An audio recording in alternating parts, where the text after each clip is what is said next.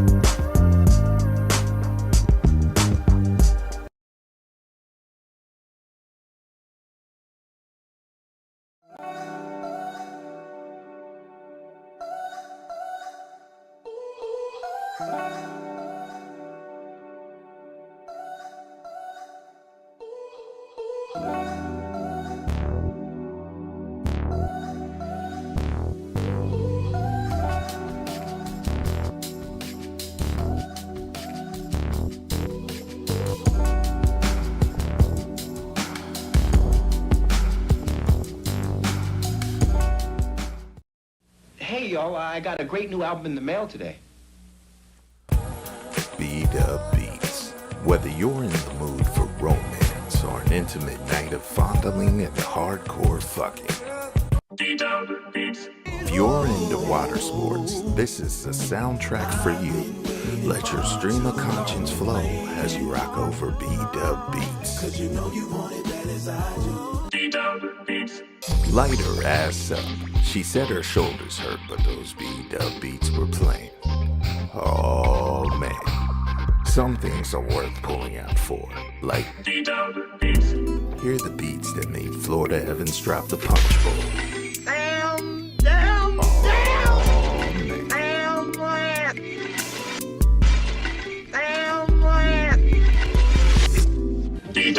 Fantastic album, man. Let me borrow it. No, my brother. You got to buy your own.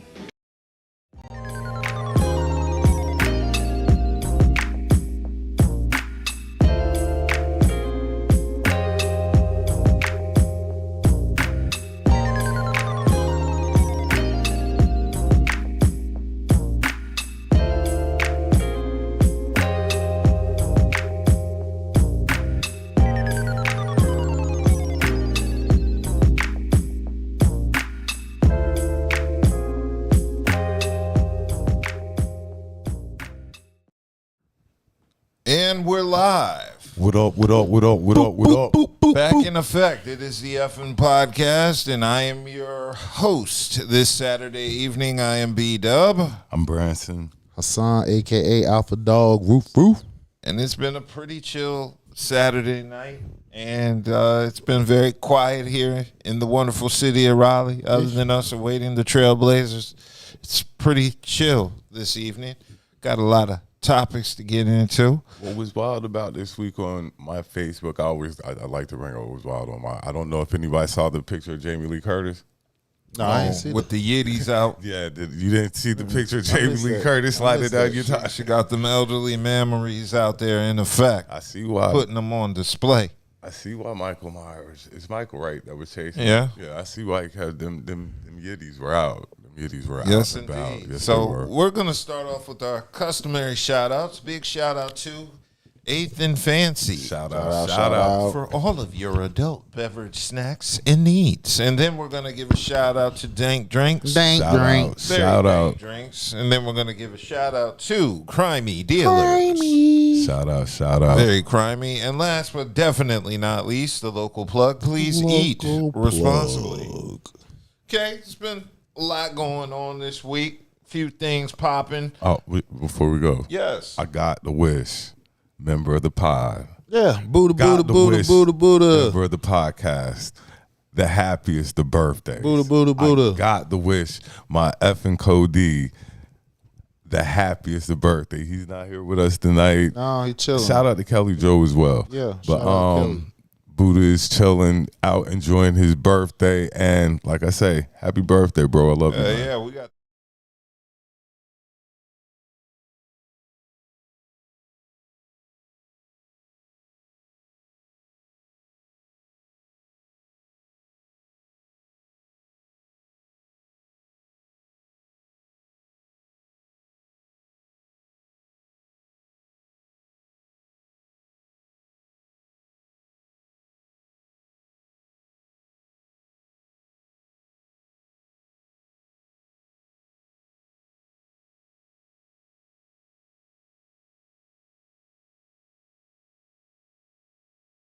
And I'm sure he's gonna have a story when he gets backstage side. He always has some. So we'll be boy. anticipating his return, but definitely a shout out to my effing Cody.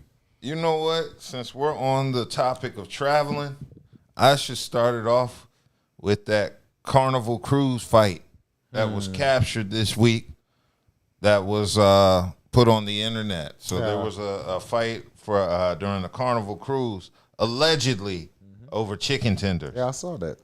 Yeah, so Carnival Cruise had a squab going on. Look, security couldn't do shit. Yeah, security was like, nope, I don't want any no part piece of that. So yeah, there was like a fight over chicken tenders, and it all started on Carnival Cruise, and a bunch of people started like fish fighting. I don't know how good these chicken tenders are, but They have people acting out like that. Yeah, they was literally, it was a brawl. it was a very It probably been, based off what I saw, probably at least a good 20 people. yeah, it was a lot of people. Young people at that. Black or just a Black, mix? you know it's niggas. Yeah. You know it's niggas. It wasn't a mixture. No, it was all niggas. As far as I can see in that video, nothing but niggas. I'm like, damn, bro. Like, they already gentrified the fucking damn rules on the damn shit, and y'all still find a way to show out. to show out. To show out. And that's why a lot of stuff comes down. You know, they don't get to enjoy what really is out there because they always showing out.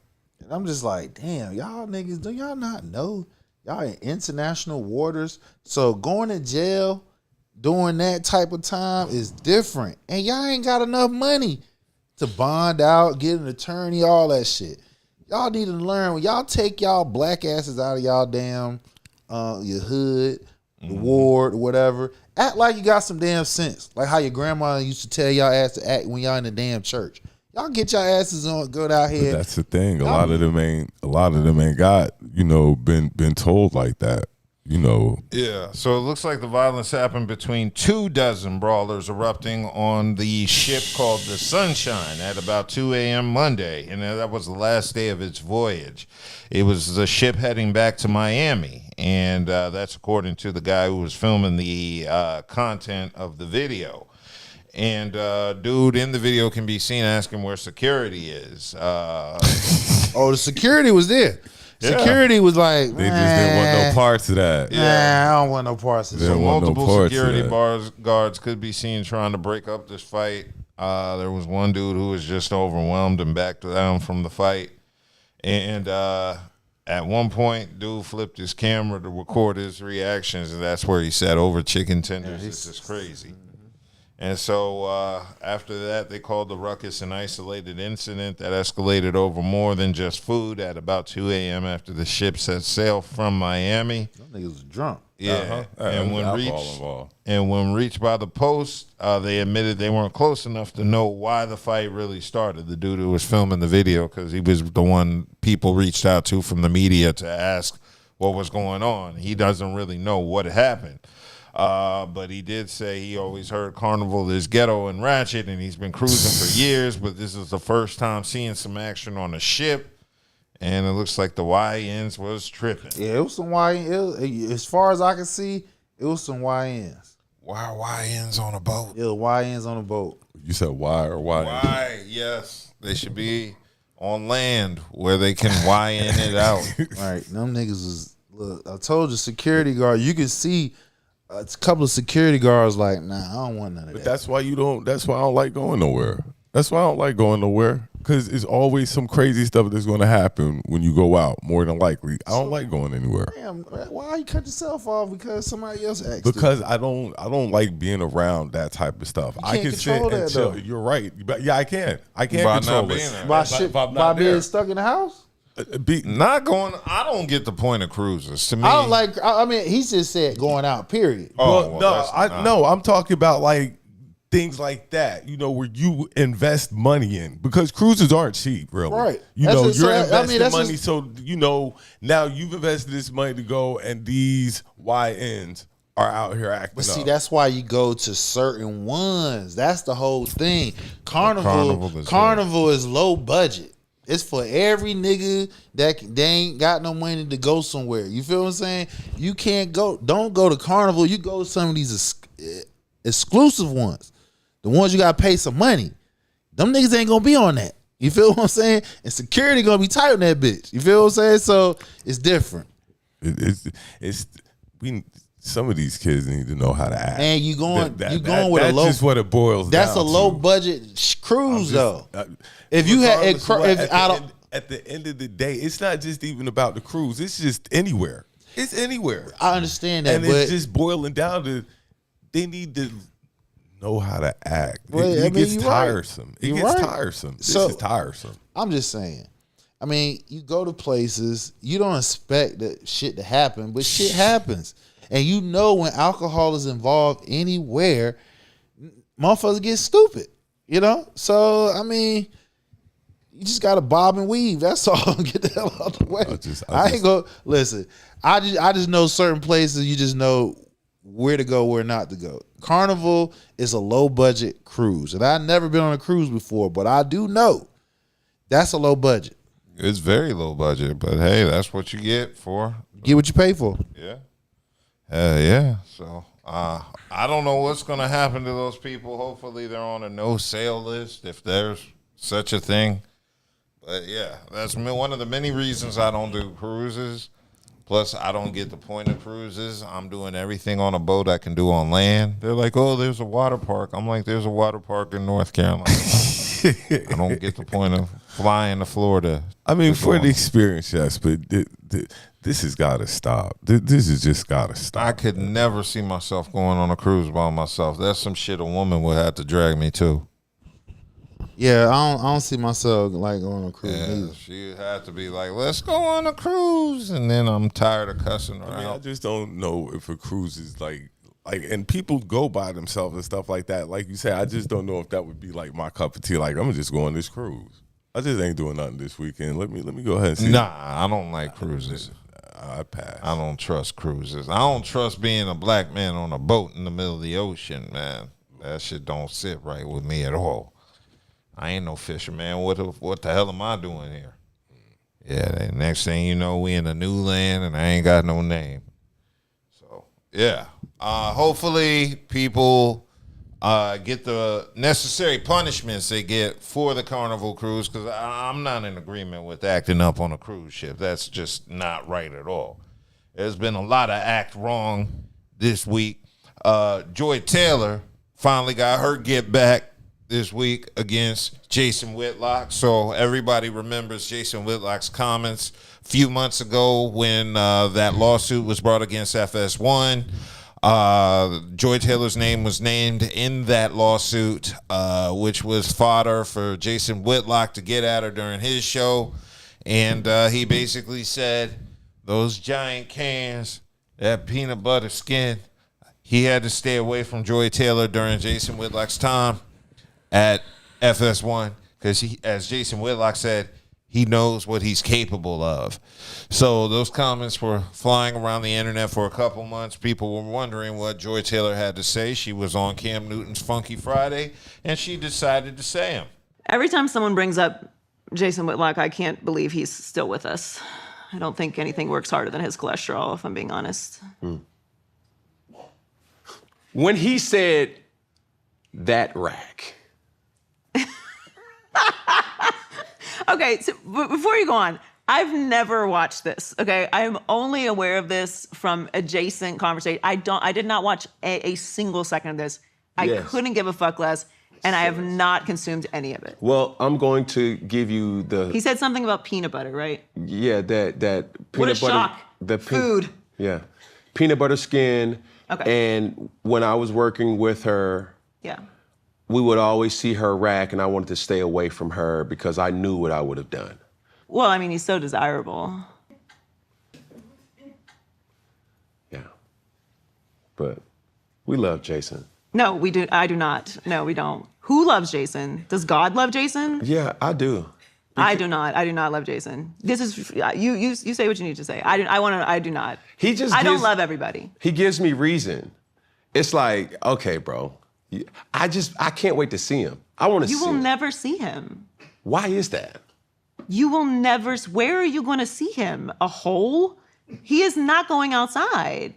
Because like where is he going to go? When I see, it's like, bro, I never see my man. I just be wanting to. You will never see him. Where you at, bro? Like he's hiding, which is where you should say. I don't ever talk about him because I don't think about him because I don't care. But so. Yeah, but you're never going to see him. I can't wait. I don't think he goes to the grocery store. You're not going to see him. You can wait forever. You're not going to see him. So that was Joy Taylor basically sounding off on Jason Whitlock in response to his comments. I thought it was pretty funny. Personally, she was vent up with a lot of frustration. The one thing I think was capped, though, was the fact that she claimed she didn't see the clip. I believe she saw the clip. I believe Joy is too narcissistic to not take a look at a clip, especially if it's gaining views and circulating wide and people are talking about it. So I thought it was funny. The cholesterol comment had me laughing a little bit. I felt like if she did overstep her boundaries, Jason Whitlock stepped them over the boundaries first. and I'm not a Joy Taylor fan, but this is after she was released from FS1. She is no longer with that company, so she feels free to go in on a lot of people that she was holding back from during her stint there. What do you think about this, Branson? I mean, I'm sure she had to have heard it. I'm sure she had heard the comments like that. Like you said, that was cap. But yeah, and now that she has nothing to do with FS1, go with these people who went at you. I fully agree. So, did you get an opportunity to see the entire interview with Joy Taylor? Because she was talking about a lot of different things, such as pretty privilege. She was talking about how pretty privilege works against her in the sports world because she's pretty. They assume she's not qualified. And there was a lot of irony, I thought, during the interview because, there's still Joy Taylor's name in this lawsuit. She hasn't directly addressed those allegations. And she's still talking as if these allegations don't exist and the people aren't talking. So I feel there's a little disingenuous on her side. But the way she got at Whitlock, I thought was hilarious, personally. Of course, no, Monday, Jason Whitlock is most likely going to have a full clip loaded, ready to do and say whatever he can to garner views and to get back at Joy Taylor and keep the beef going because it keeps his name hot. But I thought that was a little bit hilarious myself. Outside of that. And where would you see him at? Jason Whitlock has his own show on where podcast. Would you see him in person? Outside. Oh yeah, he don't go outside. I thought that was you're never going to catch him. Where you going to catch him at? Mm-hmm. Yeah, I don't know too much about Whitlock other than FS1 and the little clips. I've never seen him in a clip outside ever. Yeah. I've never seen him in a clip. Bro, stay in the studio. Outside a studio. Maybe he's just dedicated and he's not into partying and going out. He's like the Kobe of multimedia. But he doesn't date. Is he married? Couldn't tell. Couldn't tell you. Just I'm sure he has a white woman in the cut that's probably going to end up suing his ass in a lawsuit that's frivolous and pay lots of money because that's the type of guy he seems like. It's going to be a white girl. It's going to take him down like Shannon. Like TMZ never runs across him out about he's just out, So TMZ runs across everybody from the biggest stars to the nobodies. TMZ runs across you. They've never ran across him. Yeah. Ever. Yeah, Whitlock's in search of anything that's going to keep his name relevant, but I'm sure he's wanting his little spot on Fox News. He's definitely one of them types to get a job on Fox News talking shit about black folks, but Joy got her get back. I recommend a lot of people checking out that interview. She dropped some gems, but it's a lot of babble in between the gems. Joy Taylor is somebody who I do think is a very attractive woman, but I've never been a fan of her take on sports. I think she has some good takes sometimes, but I don't see how the pretty privilege can work against you. Especially in that type of environment. That can work against you. They can. But you want somebody that's nice to look at. I understand look, don't tell me because if you look at every sports show, there's no really ugly women that do sports shows. Yeah, but am I wrong? No, you're not. But it's a difference though when you got a reputation that you fucked your way up. Yeah. So they're not. So in other words, come regardless. No. In this situation, she brought her herself, and that's cool. So most people are going to think that way regardless because you're pretty. No, not necessarily because you got a lot of fine women that works in Taylor Brooks has never field. been accused of that. Right. Joy, everybody knows she fucks her way up, and she done fuck. She's a woman version of a man that be out here fucking. That's why I'm saying. Pretty privileged. I haven't seen any what you would consider ugly women doing any of these shows. No, I've seen some ugly women. Your girl on ESPN, Ramona Shelburne. Oh yeah, she's pretty rough. Doris Burke. What about the other one? What about the other one? But the old white woman, they got her ass on. They put on NFL. Michelle Beadle. Yeah, no, she's not even up there no more. I forgot her name. She ain't really ugly. They got quite a few up there now. They busted. Yeah. like I say, They on I that might night. give you Ramona, but that's about They got a handful of them up there. Yeah, every woman that covers sports ain't fine as hell. Yeah, some of them are rough looking, but Joy, she's fine with bad takes, and her rise to the top has always been sketchy because she went from local Miami radio and just jumped. She jumped. to ESPN. Yeah, but y'all act like Joy ain't got an insight Madam on. Sincere, what up? She What up? has a brother that plays football, or that Lots of plays people football. have famous- You're right, but right. if that's the career choice that she wants to pursue, then you don't think her brother's going to have a little bit of say so, and he's the star of the team that. Well, how much clout does her brother have outside of Florida? All he has to do is get her career started. That's it. All he has to do is get her foot in the door. And I'm sure that he helped get her foot in the door. Whatever she did after that is on her. But her brother, I'm sure, played a part in helping her of course. start her career. Of course, wasn't he home? Isn't he from Miami? Aren't they from Miami? Nah, he was drafted from a small ass school. Oh, okay. I didn't know if they were originally Nah, born and raised. he was just on the Miami team, but he was Okay. on quite a few teams. Okay, so then that means she must have moved to Miami and used his connections to get on radio. Exactly. And all difference is she used the connections and she was fucking. And Yeah. you pretty and you fucking. And motherfuckers know that you doing that. So no, I believe what she's saying. Because once your name out there, they're passing around. Oh yeah, she gets down, bro. She got Yeah, she get down. yeah, niggas going through Look, her she Instagram. fucking 2-3 motherfuckers up in FS1. The big Yeah, boss, Ocho. You know what I'm saying? Like not Ocho, but Ocho. Acho. You know what I'm saying? So she fucking multiple niggas. So I can believe what she's saying that pretty work against her. Well, in her I situation. believe it's not multiple dudes. It's just she has one dick for business and one dick for pleasure, and that's why she was smashing them dudes at FS1.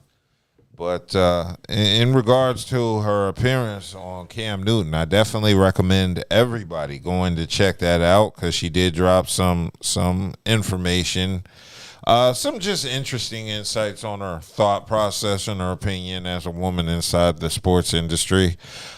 She discusses a lot of misogyny as well as racism, and she doesn't mention fucking no niggas, but we can all fill in the blanks where we need to.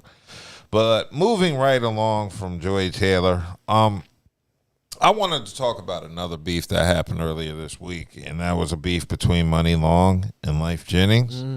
Was it a beef? Because I kind of think it was. Because when somebody got to be he was engaged technically because she brought his name up, but he wasn't even Well, I feel like this is one of many examples that people mention about Money Long and who she is as a woman. So basically what happened is it kind of started lighthearted recently on, I believe it was Instagram. Money Long took to IG basically to make a lighthearted comment about Lyfe Jennings' song Must Be Nice.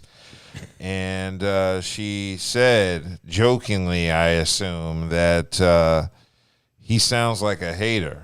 He said, maturing is realizing Lyfe Jennings was really a hating-ass ninja. Must be nice is crazy. And that was her original comments. She actually left this in Threads, not IG. So it was, I guess, a joke on behalf of the song Must Be Nice. And that's when joke gone bad. Yeah, joke gone bad. She got all that backlash. She didn't believe she was gonna get all that backlash for saying that. Yeah, see, a lot of people who were around when the song hit didn't take kindly to Money Long's comments. I knew based on the tone it was kind of jokey, but I thought it was funny. I thought it was kind of I thought it was corny. Yeah, a part of being funny, if you're gonna be funny online, is just having the charisma to pull it off. You can't just say some funny shit. All dry as hell. Yeah, and it did come off kind of dry. So I see why Lyfe felt the need to respond. And he didn't even. He still was polite to her ass. And Yeah. everything. So Lyfe basically responded back, and he said, maturing is realizing that looking through a filter of trauma will have you seeing gray skies where there are only blue. I'm still a fan. Miss Long, be blessed. So he basically didn't take it as a joke. He saw it as an opportunity to kind of respond back. Just letting her know, hey, I didn't appreciate the comment. You know, you shouldn't use trauma as a way to view my songs. And many thought that that would be the end of it, and that was it. But then Money Long decided to, I guess, double down. And she said, so you wasn't hating? And then she put a laugh emoji, don't lie.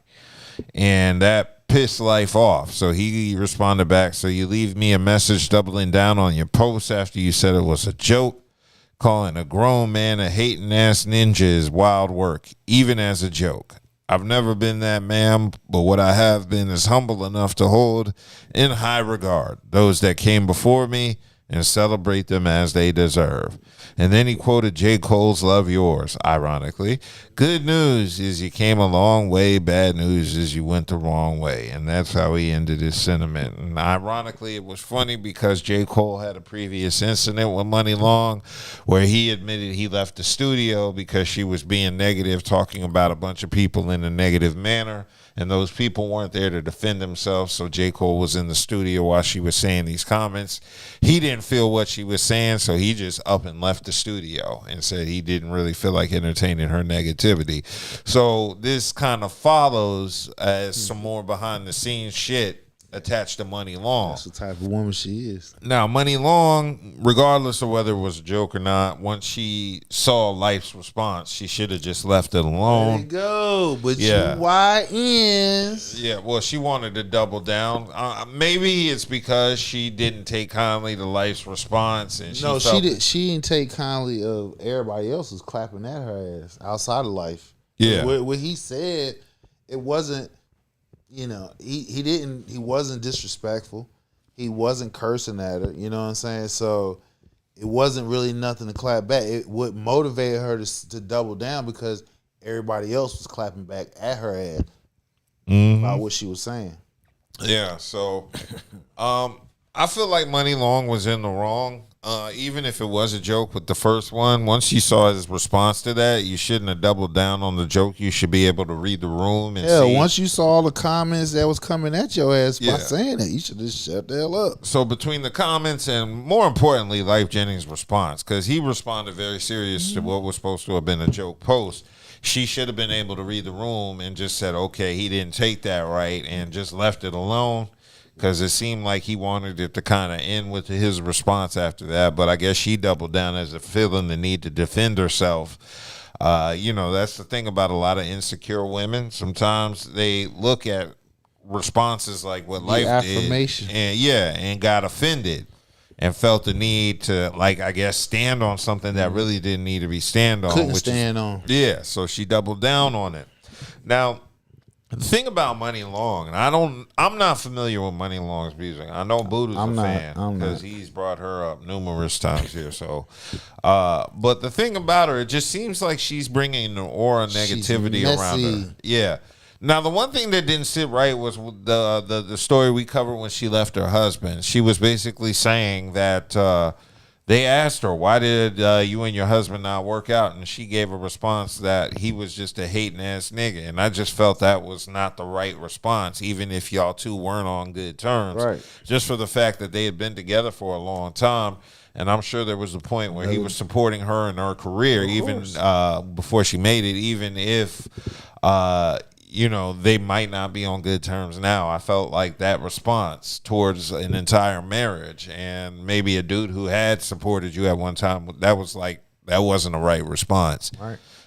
So, yeah, that response never sat right with me when she said that. And then you hear the story about J. Cole leaving the studio, and now you see this interaction with Lyfe. And you just see a pattern, apparently, with Money Long. And she may be a very talented R&B singer-songwriter, but it seems like as a person, she's just shithole. Yeah, she just doesn't seem to be that kind of good person. I don't know if it's just due to that's her being her. Maybe she's socially awkward. Maybe she, you know, I'm seeing low self-esteem chicks always feel every slight or criticism against them is a need to get defensive. So it could be any one of those things at play. But yeah, this is another kind of mark against Money Long based on her continuous track record. And of course, after that second back and forth, Lyfe decided to put a diss track together. There was a diss track Lyfe decided to put on IG called Made for This, where he mentioned that the smell of her trauma is all over the Prada, your shoes Balenciaga, but your spirit's given Benihana. And he said, I think I'm due a little respect, been in this shit for 20 years. Did you forget? He should have put bitch after that, but he didn't. He took the gentleman route and didn't write bitch. So despite the apology, it looks like that Lyfe felt the need to drop that song. And I don't know what's going to happen over this. Hopefully it's dead after this. But being Money Long, I wouldn't surprise me if she drops a diss back and feels the need for some get back based on what Lyfe did. So I just hope it's over after this. But I think Lyfe took it a little too far with the diss record. I thought that was a little bit too much. And one thing I keep hearing about Lyfe, I hear he's a very serious dude. I hear he's not a jokey nigga. So, whenever you make a crack at him or something, he don't want to laugh. He want to take that shit serious. So Lyfe seems like one of them dudes you don't want to joke around with or say anything that he could misinterpret as disrespect. Because as you clearly see, if he feels disrespected, he's not going to let it go. But we're going to go ahead and keep it moving. Now, there was a story last week Branson covered that I found out may or may not be fake news, and that's the beef between Freddie Gibbs and Benny the Butcher. Now, originally, there was assumed that they were meeting in an airport in France, I guess while they were having connecting flights or something, and there was rumors that they squashed the beef. But apparently, those rumors may not be true. It looks like Benny approached Freddie Gibbs in the Paris airport to basically tell him, watch your mouth and what you say about me.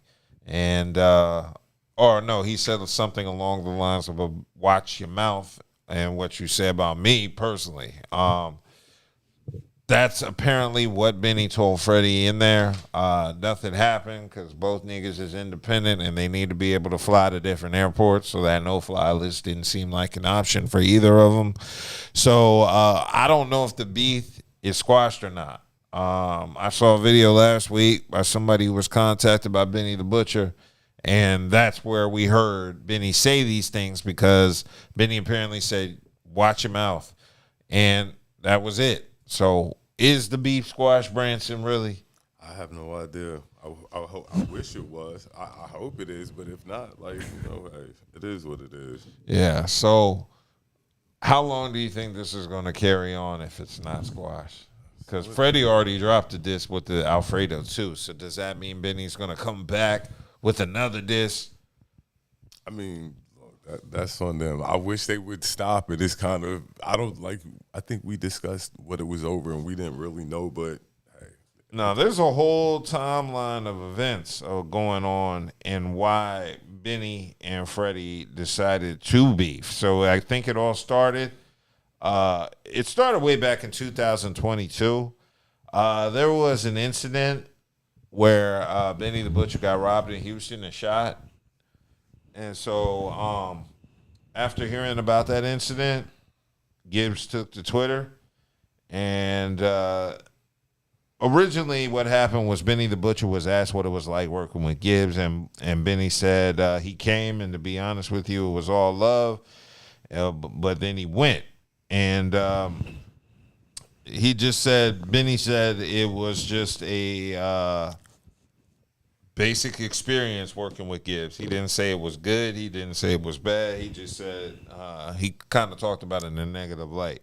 They made good music together. That's my only thing.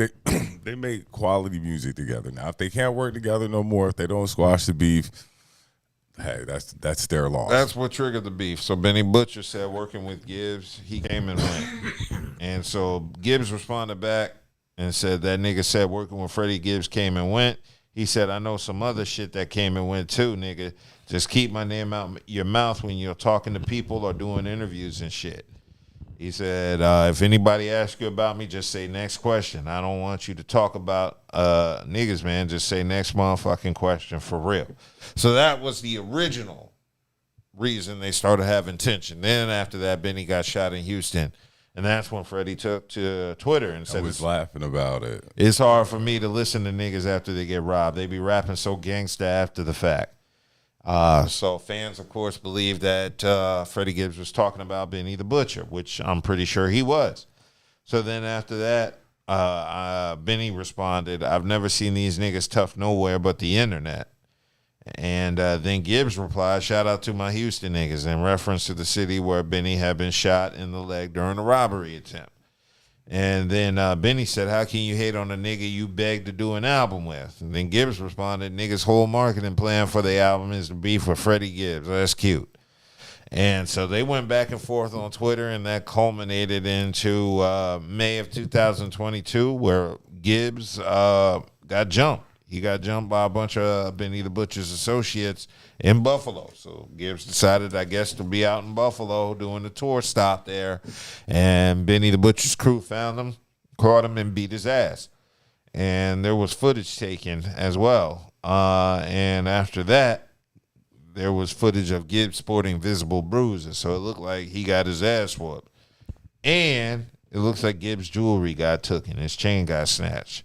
So that was the timeline of events that happened. And then Benny decided to post a video wearing Freddie Gibbs' chain.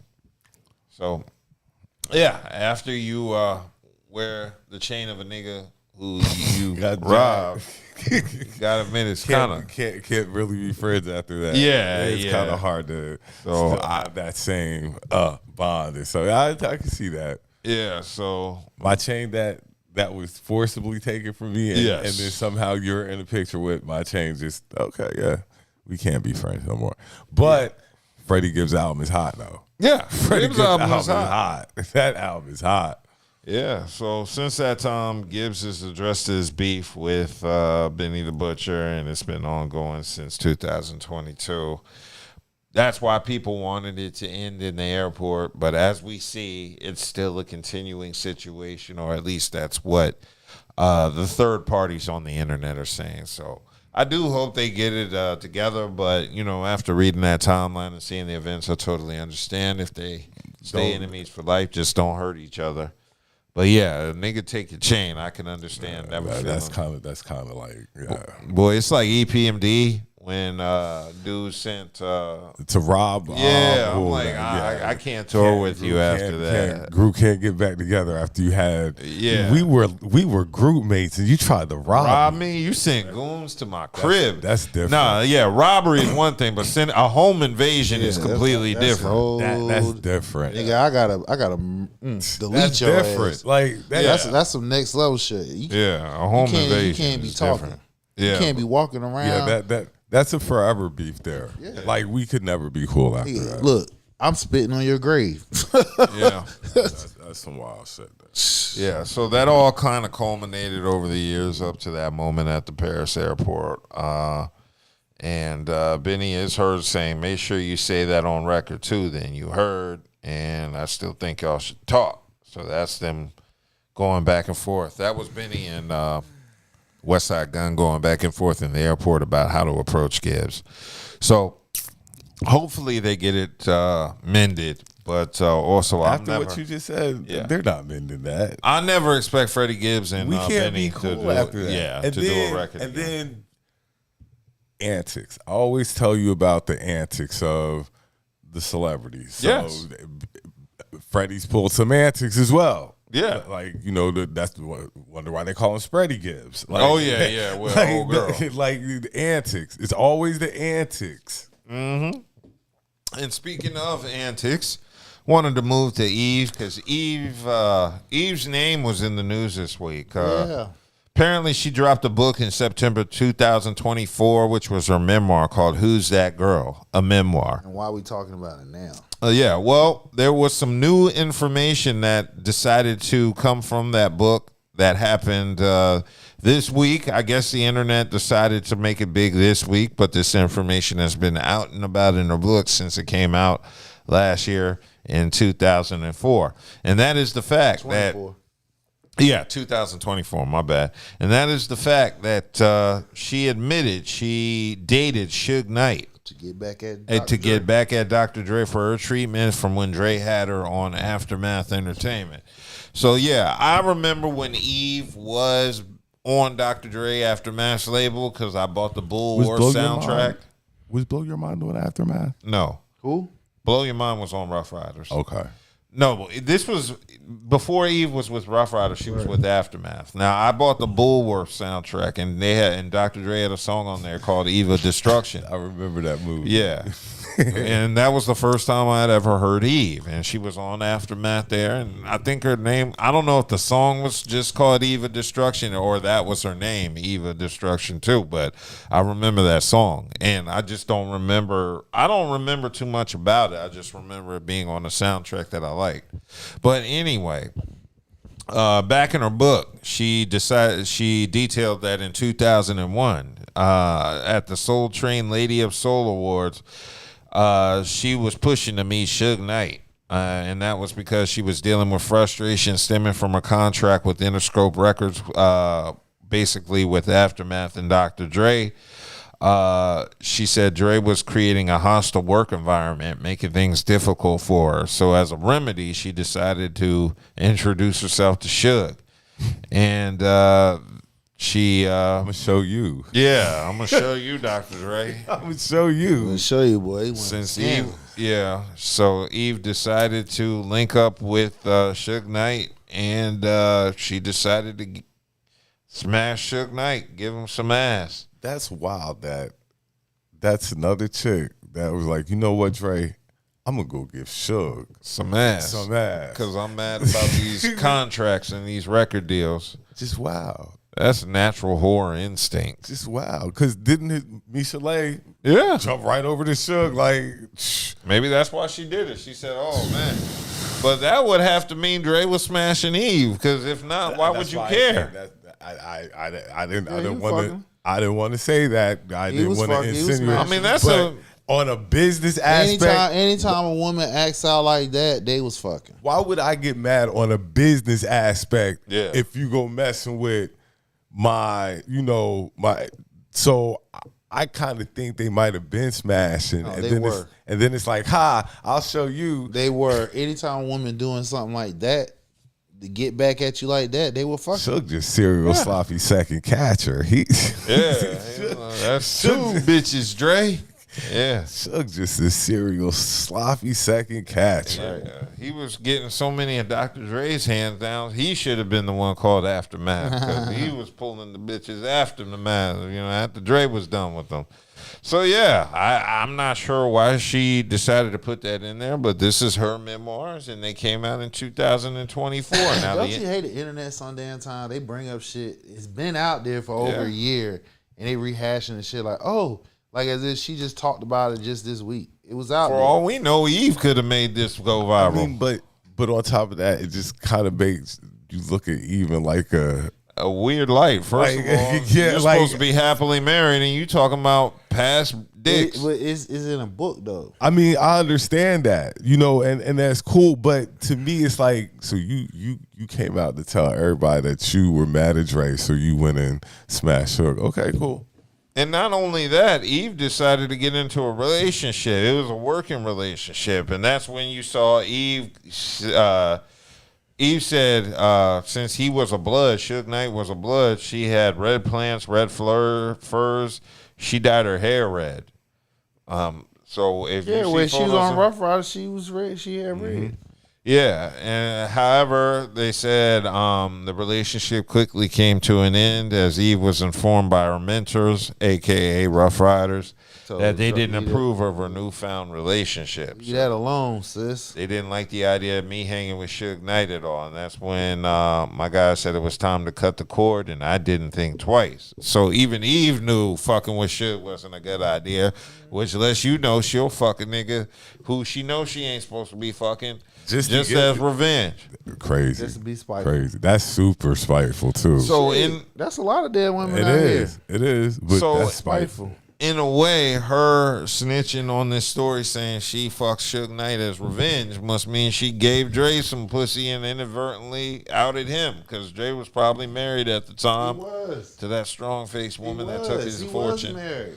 Yeah, so that means Dre was probably, I assume Dre was tapping. That's ain't crazy. no assume. She's telling you they fucking. Well, she never said it. We got Okay, I mean, you can read. You can read. I mean, yeah, you can read in signs. between the lines. I'm If I'm going, I mean, hold on. If I'm going to fuck somebody that you don't like, you feel what I'm saying? That's intentional. So that means he must have shared that with you in a bedroom, some shit like that. Yeah, But she take it. I wouldn't. But it's like I say, it's even deeper than that, because if it's just a business relationship, who cares? So She did. It's deep. It's deep. It's got because to he be was deeper smashing. than that. Yeah. But he was married at the time, though. When all that shit was going on, he was married still. He just got divorced, 3 years ago? Yeah. You feel what I'm saying? So, yeah, he was married at the time. Damn. So Eve just told one story and out of probably two dudes at the same damn time. I mean, but really, though, again, it's been out there for a year. You know what I'm saying? Yeah. So, I mean, the internet just decided to rehash that shit. You know what I'm saying? So, that's the truth. That means people could find some shit from 5 years ago you said, and And then bring it make back. it a big deal and make now. it. That's look, Diddy. Hello. Yeah. Everything he's dealing with, that shit happened years ago. Yeah, and Diddy is still Diddying. And he about to get out too. Yeah.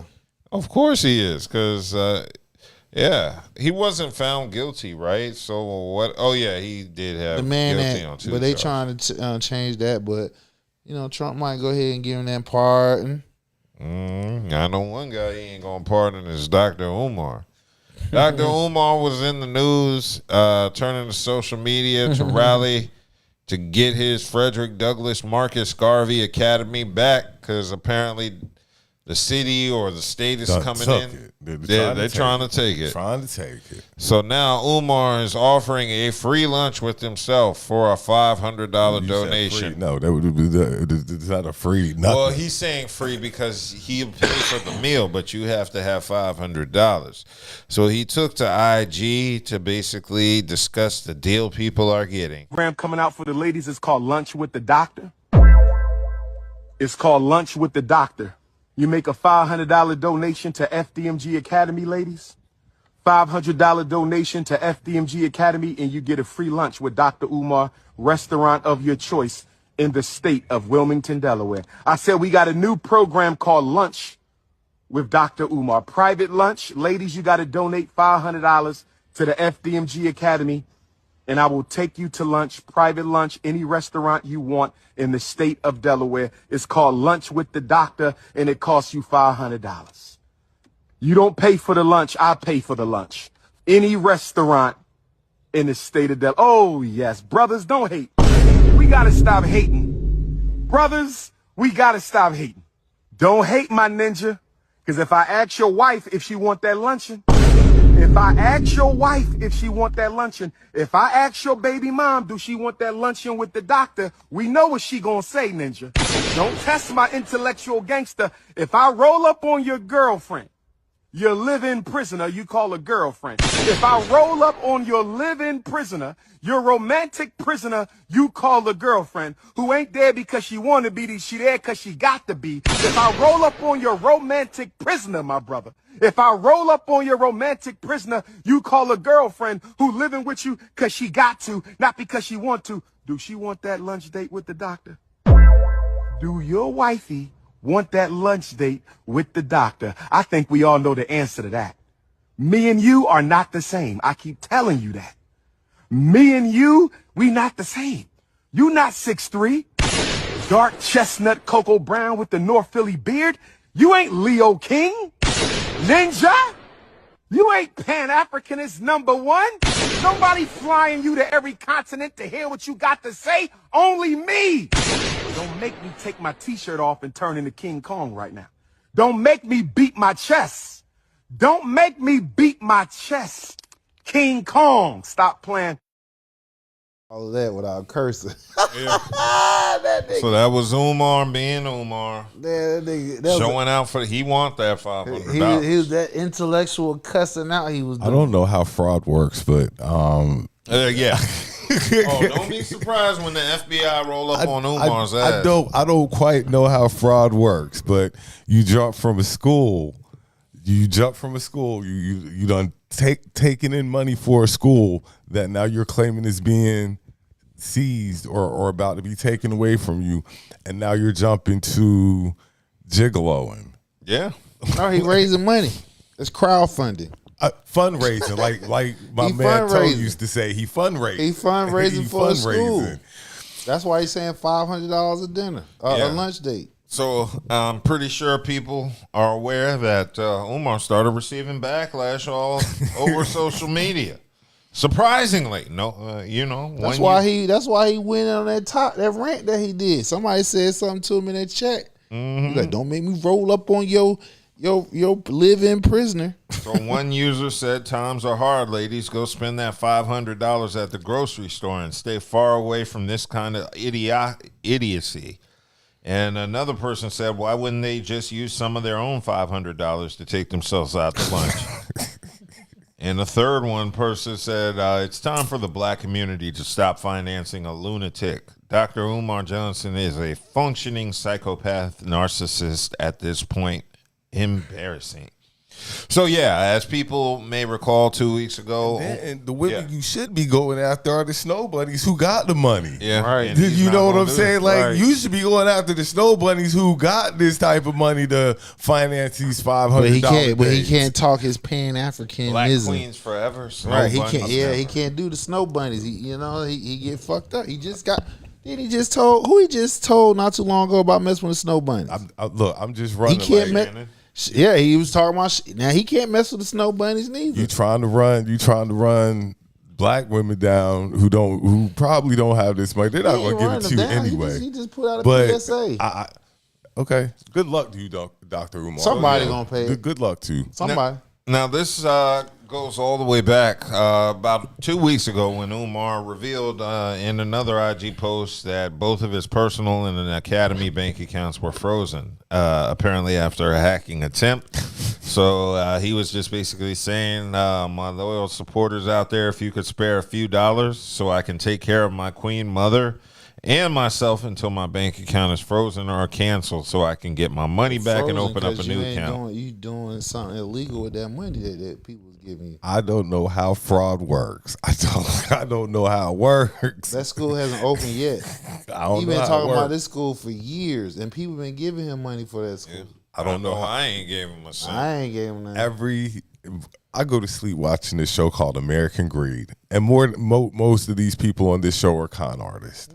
And look, I don't want to say he's a con artist, but if you walk like a duck, talk like a duck, con artist. So Umar's experiencing financial difficulties, and he's reduced himself to, I guess, a gigolo now. Yeah, that's what it is. Gigolo. And I like the terms. He said any restaurant in Delaware. He Delaware. said Delaware only, not New Jersey. Delaware ain't that big. State. Let's make that make sense. I have no idea what's in Delaware in terms of It's small as fuck. It's been a very long time since I've been It's like in a Delaware. hop skip. I was going to say people in Delaware go to Philly. Right, exactly. It's nothing in Delaware. They go to Philly or Jersey. Okay. So, yeah, I don't know what scam Umar's running, but I guess it's going to continue running since we're paying attention to it. I just hope he becomes accountable for a lot of the decisions and business moves he's been doing, because from an outsider looking in, they look really suspect. You went from your accounts being frozen or you locked out of them. No, back up. Remember the girl, the swim, the one that with the fish tank. The fish tank. She done hit him up, hit his account and stuff like that. Then the freezing of the school accounts and his accounts and shit. You just irresponsible. Yeah, you just irresponsible. I would just call it like it is, my guy. You're irresponsible. Yeah, Umar's irresponsible. I definitely think he's hustling, and I just think eventually his ways are going to get caught up. something's going to happen to Umar in terms of being arrested or accountable for some of the frauding that he's been doing. Like I said, I don't know how fraud works, but it sounds like it. Something has to be done for Umar to at least be held accountable for the money that he's hustled out of people, because apparently none of the money has really gone back into the school. The school hasn't opened. Yeah, and the school is not open. So where's it at? In Delaware. Where in Delaware? Like, I don't know. do they have an actual I don't know. No, I mean, no. There's buildings. He bought 4 buildings. So I mean, in terms of there being physical buildings there, yeah. He just is not open. Okay. Yeah, and then every week he has some new excuse as to why it's not open. But then he's talking about women with smelly vajayjays who are stealing money from him, and now he has time to date women. So he got time because all this shit taken. They took it. Yeah, so let's go ahead and pray for Umar and just hope he gets his shit together, because it hasn't been good for Umar. It's been a very bad look. And like I said, it just keeps getting worse. He just keeps doing clown shit. And it's really sad, too, because Umar, every now and then when he talks, he be saying some shit. He's really smart. He's just reduced himself to a clown. But that's how con artists work. Yeah, I can't even say he's a con. Well, I mean, he is a con artist, but I can't say. The crazy part about it is he's smart, and if he just do what he said he was going to do, they would give it to him. He's using his for evil instead of right. He's not doing what he's supposed to. I think what it is once he started getting notoriety for his Pan-African movement, I think he decided to go into clown territory because he wanted the fame and the money, and he realized that's what he liked as opposed to any seriousness of a cause. That's when his values got corrupted. Yeah. That's what it is. He saw that it was, women come with this too? Yeah. The money come with this? Well, and then you got lost in the sauce. Right. And now he's chasing butterface ass women, because that woman he accused of stealing from him, I saw photos of her, and goddamn, Umar, you must have been desperate, boy. She ain't hurt like that. She ain't hurt, ain't she? No, she ain't that terrible, but it's just like, bro, she ain't fine enough to be causing this much issue. This nigga said that terrible. She's not that terrible, but I'm also at the same time. So you have to have a certain level of fineness to cause problems. Okay, all right. No, you don't. Yeah, I mean, I know you don't, but I'm talking logic-wise. He's saying to take it public.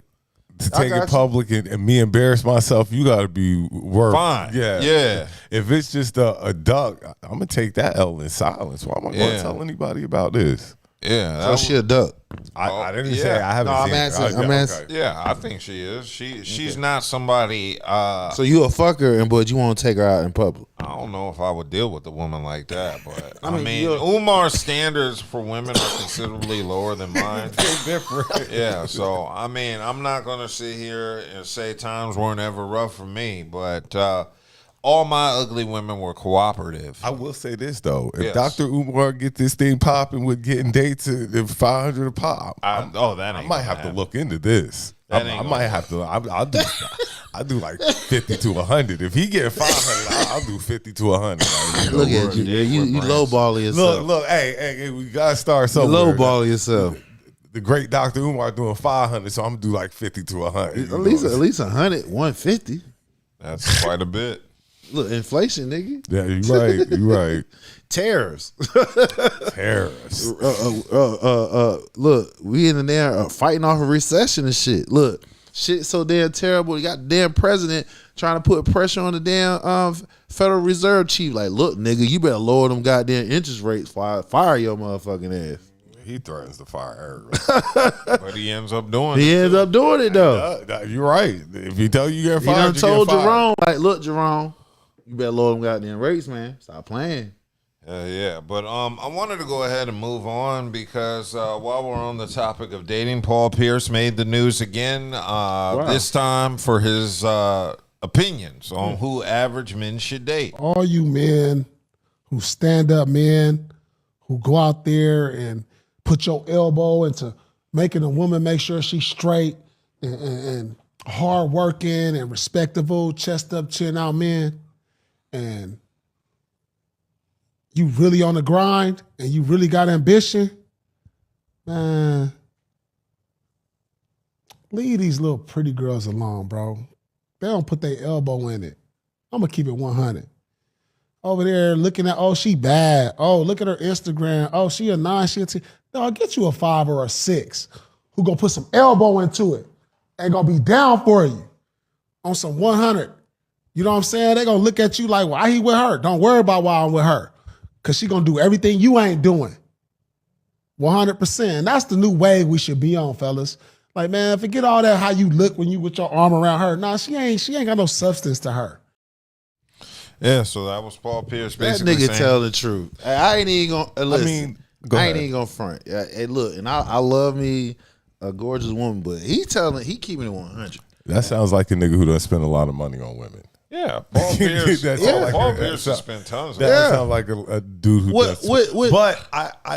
But what did Corey say? 5 or 6. But what Corey say? Yeah. Make everything a transactional until you find that queen. And that's cool. Then you merge. But 5 or 6, we're not shooting that. Nah, you got some decent 5 or 6, nigga. It depends on how the man looks too, because there's some 6s and 7s who will be with the handsome man who's a straight up bum. So. Right, or he a simp. I'm 7 or 7, 8. I'm cool with the 7 or 7, 6. 8. Yeah, but I understand the 9 or 10 logic, though. I understand that completely. But listen, though, you gotta see where his angle at, though. He's telling you this because he's saying the key things. What he said: if you're ambitious, you got dreams and goals, and you can make it happen, you need somebody who's gonna be right there, hand in knee with you. When shit gets tough, she's there in the trenches with you the whole time. So when you get your ass to that top, nigga, yeah, you better. Like, for instance, your boy Jeff Bezos, his wife. She's not if you last time look, she's not a looker, you know what I'm saying? But she was with that nigga while they would start this shit out of the fucking damn garage and shit. Look where he at. True. You feel what I'm saying? So what Paul Pierce is saying is true. Because the ones that's pretty, and based off my experience, and I've been in business for over a decade and shit like that, they don't want no interest in that. They don't give a damn about what you're doing. If they know they pretty. The only thing they care about is what the fuck you can do for them and how can they get it. So I had to agree with him. You agree with Paul? I had to agree with him.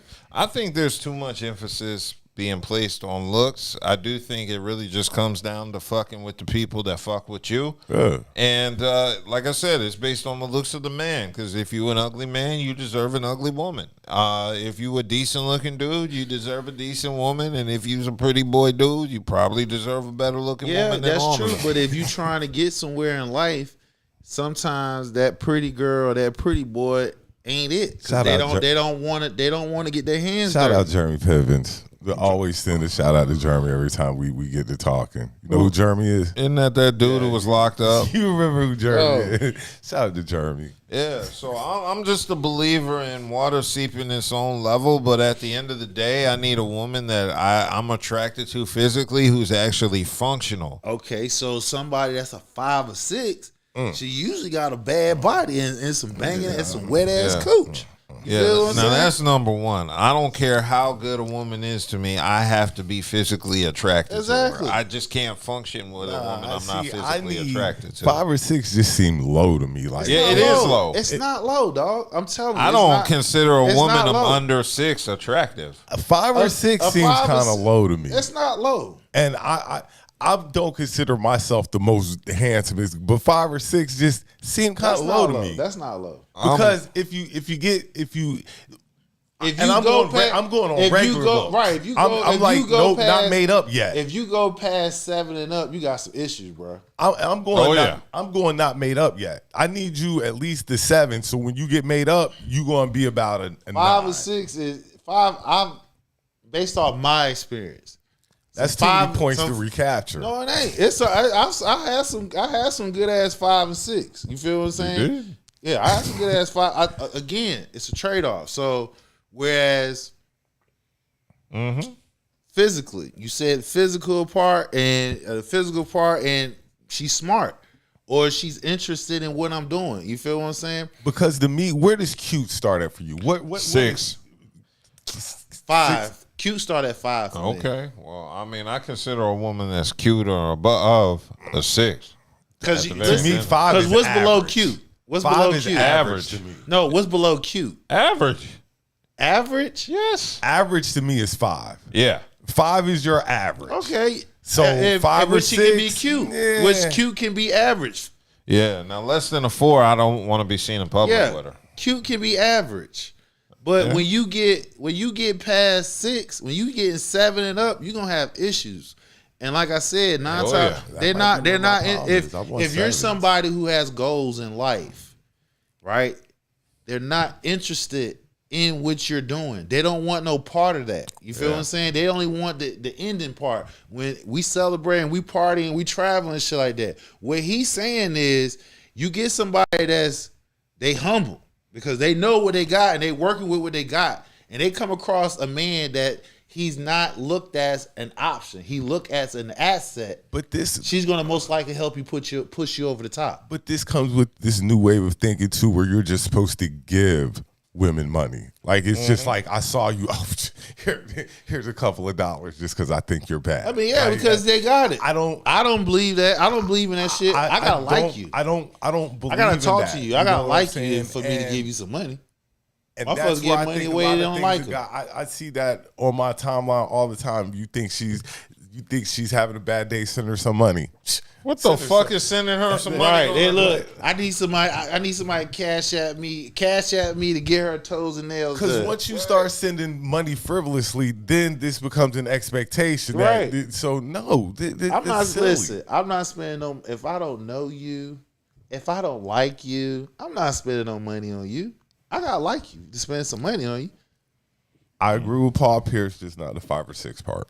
The 5 or 6 is average. 5 or 6 is average. If you just said 5 was average, okay then. So 5 or 6 is average. I need. If you get 7 and up, I need 7. What he's saying is, if you get 7 and up, and you got goals, you have dreams to get to a certain level, they're not going to help you get over there. So that means it's like you're doing this yourself, and if you're doing this yourself, you're going to go fuck with somebody. You're going to link up with somebody that has interest in what you're doing. They love what you're doing. See, and that's my problem here. Because see, if you get an average and then you level up, now you look like she average. I mean, hey, but so all right, so look, and I could have been had a 7 I could have leveled up. No, the point is though, if you leveled up, it's still a win-win situation for everybody because I'll be happy to give her the money because she helped me get to where I'm at, where I'm is if I decide to leave. But most likely, if I'm a betting man, I'm a smart man, I'm sticking with her because I got here because of her. 7 is going to keep me loyal and faithful. 5 is going to. You said 7 what? 7 is going to keep me loyal and faithful. 5 is going to have me possibly exploring options. So yeah, all right. I feel what you're saying, but you're missing the point here. The point here, if you are a mover, a shaker, you got ambitions, goals to get to a certain level. 5 or 6 is what you need to get there. 7 and up don't have no interest, and they don't give a fuck about what you're trying to do. So you're gonna listen to what I'm saying. Listen to what I'm saying. You have those 7s, and you are doing this grind by yourself. You're gonna end up fucking with that 5 or 6 in the process, and you're gonna be cheating on that goddamn. I'm telling you, this is a difference. I know this because I'm if I got in a this 7, realm. I still got the 8, 9, and 10. They don't make a difference though. You know, listen. It doesn't make a difference. If you as a man, you have goals and you feel that shit, you know you can get there. You right there. Your partner, your helpmate that you sitting here that's supposed to keep you in line because how beautiful she is, she don't want no part of that. But she has no interest in that. How high can I pull a 5 up? You can pull a 5 up real high, nigga. Money can change the motherfucker how they look. Lace fronts, contouring, I guess. You can a 5. You can make a 5 into a 7. Yeah, but it's called alcohol, nigga. I get a 7, I can easily turn her to a 9, and but see the point where you missing that again. It's not about who you can get. The 7. It's not about that. The point is, do you want to get across that finish line? If you want to get across that finish line with your goals, that 7 and up ain't going to help you get across there. They're going to be more problems. They're going to be distractions. I think it's not fair to the 7. I say the 8. It is fair. It's fair game. I say the 8. No, because no. 7s and up. I think the 8. So what he's telling you, I agree with him 100% because I'm in that mode. And I've had attractive women that was 7 and up. They've been distractions. They don't want no part of what the fuck I'm trying to do here, that I'm going to do here. And it's the average looking ones that I deal with. They are more supportive. They're supportive. They're the ones that pushing me when I have these dark moments and shit. They're pushing me to continue on what I got to do. The pretty ones don't give a fuck. That's all. What he's saying is, if you are a person who has goals, whether it be an athlete, politician, businessman, whatever it may be, that pretty one, 9 times out of 10 ain't gonna be the one that's gonna help you get across. It's gonna be that average one because she's smart. Number one, she's smart. I love a smart ass woman. She's smart. She got a body. She got some wet cooch. Face is okay. You know what I'm saying? But I got 4 out of 5, nigga. I'm winning. Shit, I could work with that. Then with some money, you can push that number up. You feel what I'm saying? So yeah, he's right. I agree with him 100%. You agree with Paul Pierce? Yeah, I agree with Paul. Well, I just think there's too much of an emphasis on a number. Me, personally, I'm at a point now where I do feel like super pretty women are a headache just from life experience. Yeah, they are headaches. 8s and ups. I'm a charming fellow, so I could easily see myself pulling a 7 or an 8 who's actually loyal. She don't know no better if she with me, but still, she's gonna be loyal. So I don't think I'm an ugly dude. So I don't think I still think y'all putting too much emphasis on it's not about loyalty. It's not about being faithful. It's about, do she support you? Yeah, everything that you're doing. So if you're a businessman or if you in school and you putting in long ass hours, is she there right there grinding with you, that pretty ass one? No, she out with her fucking friends. She might check on you. You all right? Okay, well, call me when you finish. That average chick gonna be there. She's gonna be supporting you. She gonna help. If you in college, she gonna be sitting there giving you the retest questions. If you in business, are you saying she's there supporting you because her options are? No. Her options. No, she has options. See, the thing that y'all understand, y'all said she pretty. Don't have options y'all like said listen though. The thing that y'all kept saying is she's pretty. I ain't hear never one of y'all say she's smart or anything like that. Chicks be smart. No, they're not. Because she don't need to be smart. Whoa. I know a lot of pretty chicks that are super smart. You're right. What I'm saying, when I say smart is they don't look at you as an option. They look at you as an asset. Most pretty chicks that got their own. All women do that. No. Most pretty chicks. Yeah, you right.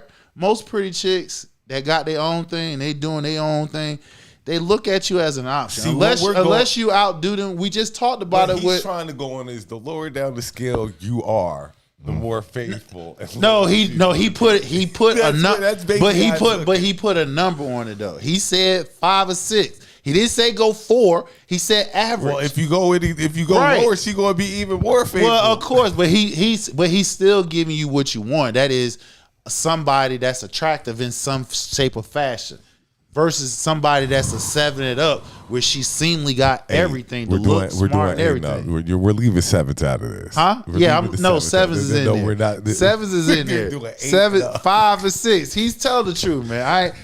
I'm telling you. I've experienced this firsthand. Well then, okay, boo. 5, 6, 7 is neutral, and then 8, 9, and 10. You still want to do? I don't know. 7 is bad, bro. 7's bad, man.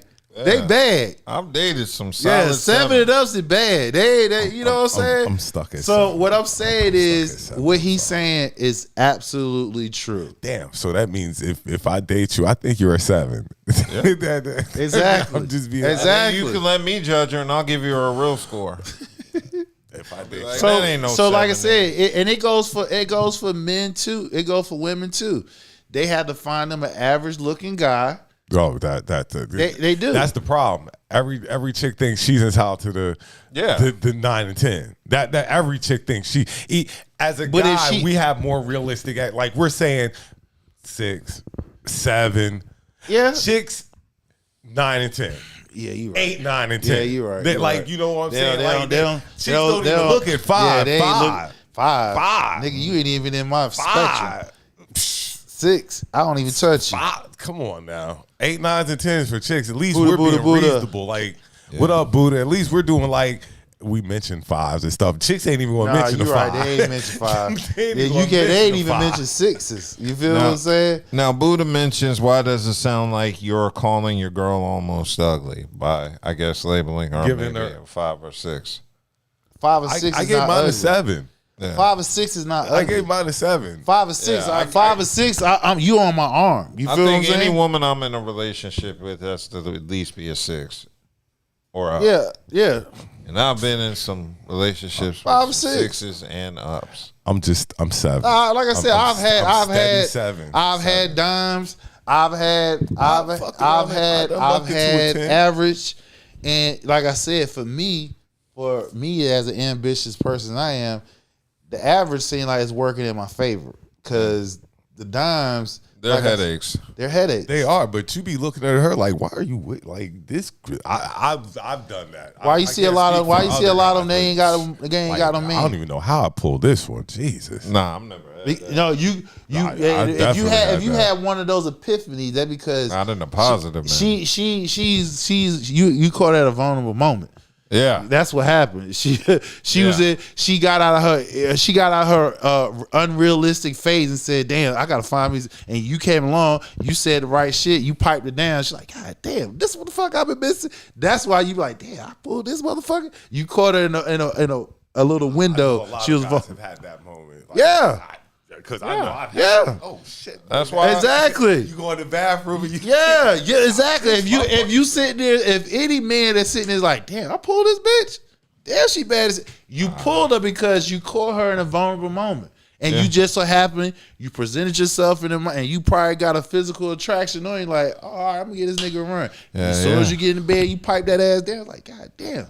Yeah, boy. That's why I always say pretty women get cheated on first because they're the ones that men assume are gonna leave them. So ain't no point in getting serious with her. Just smash and not take her serious. And don't be a pretty one that got a mouth on it too, boy.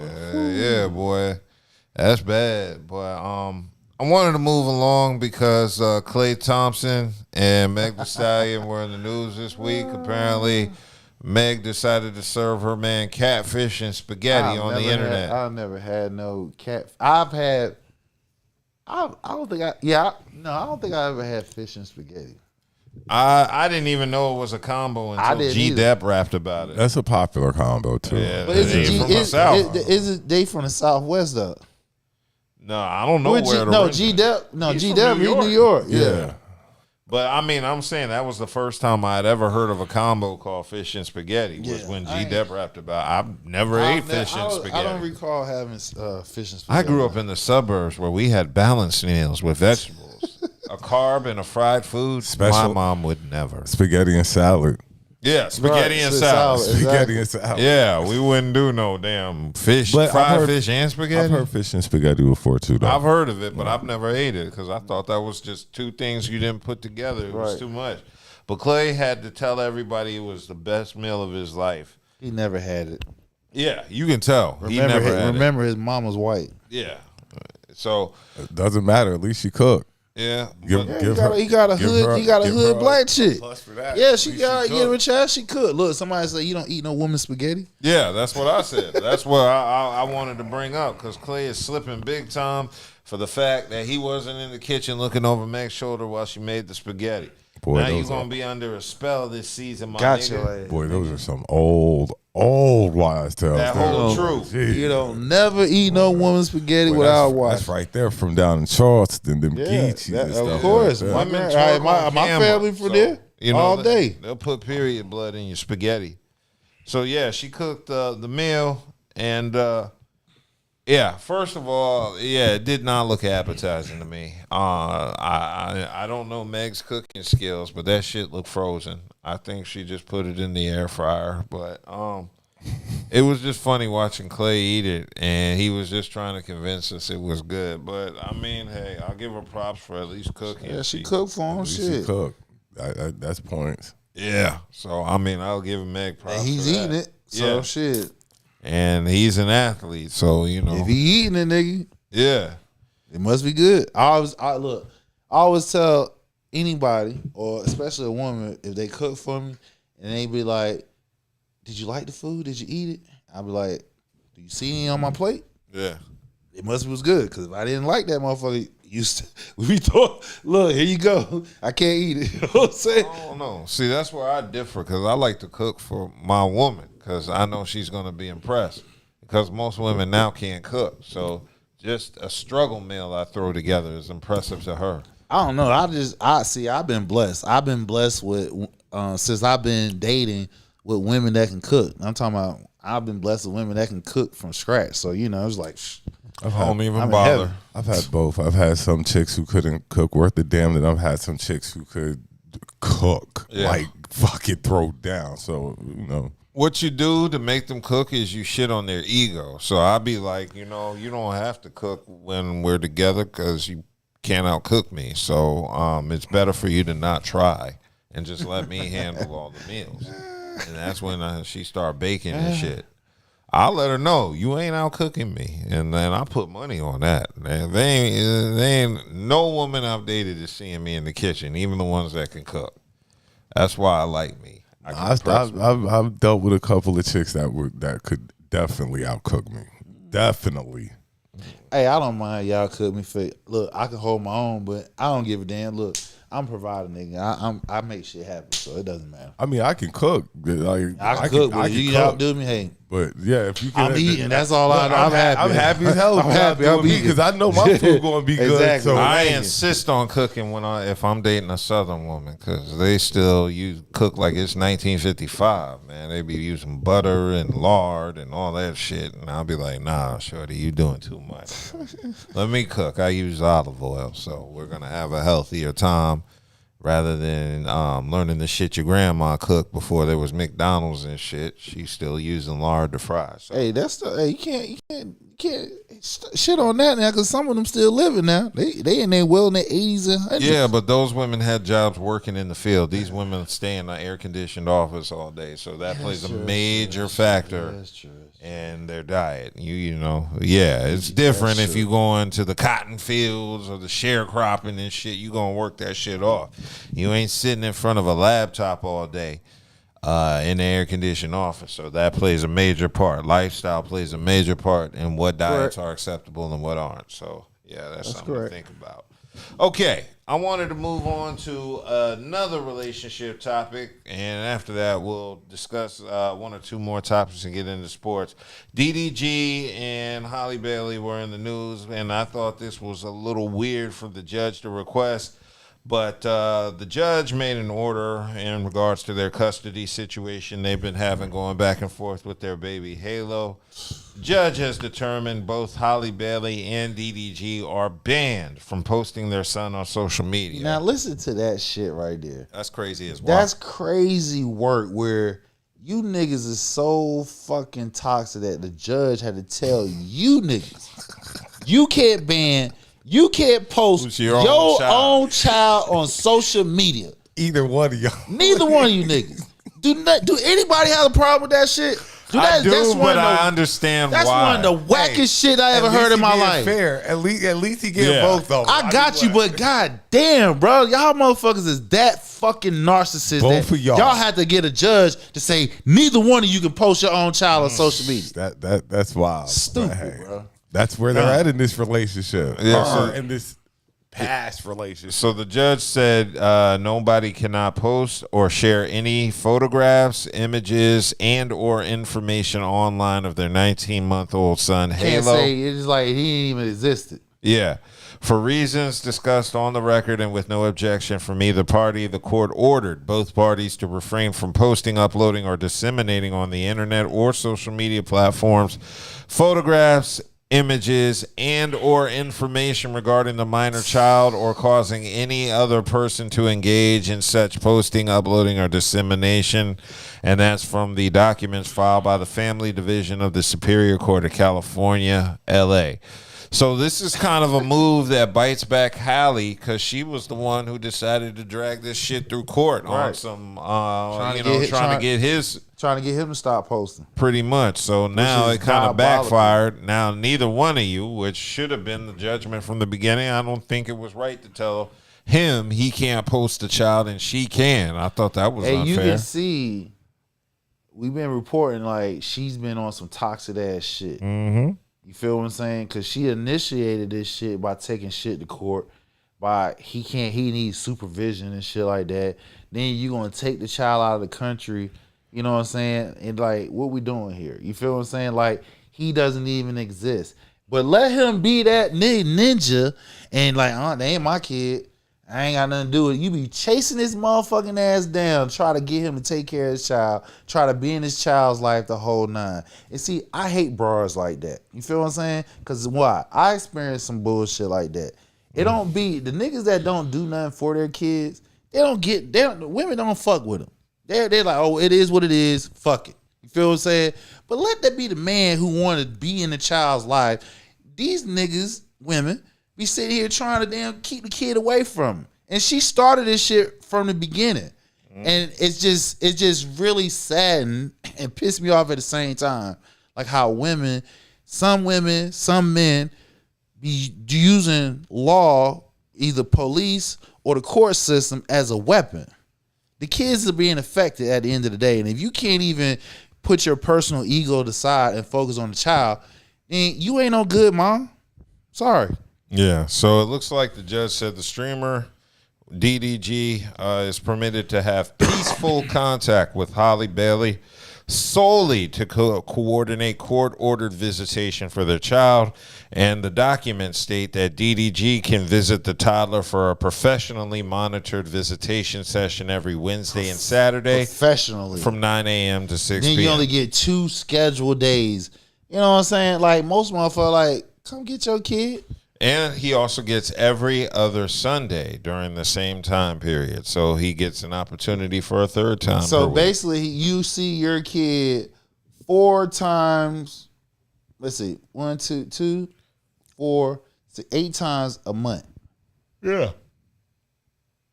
That sounds about right.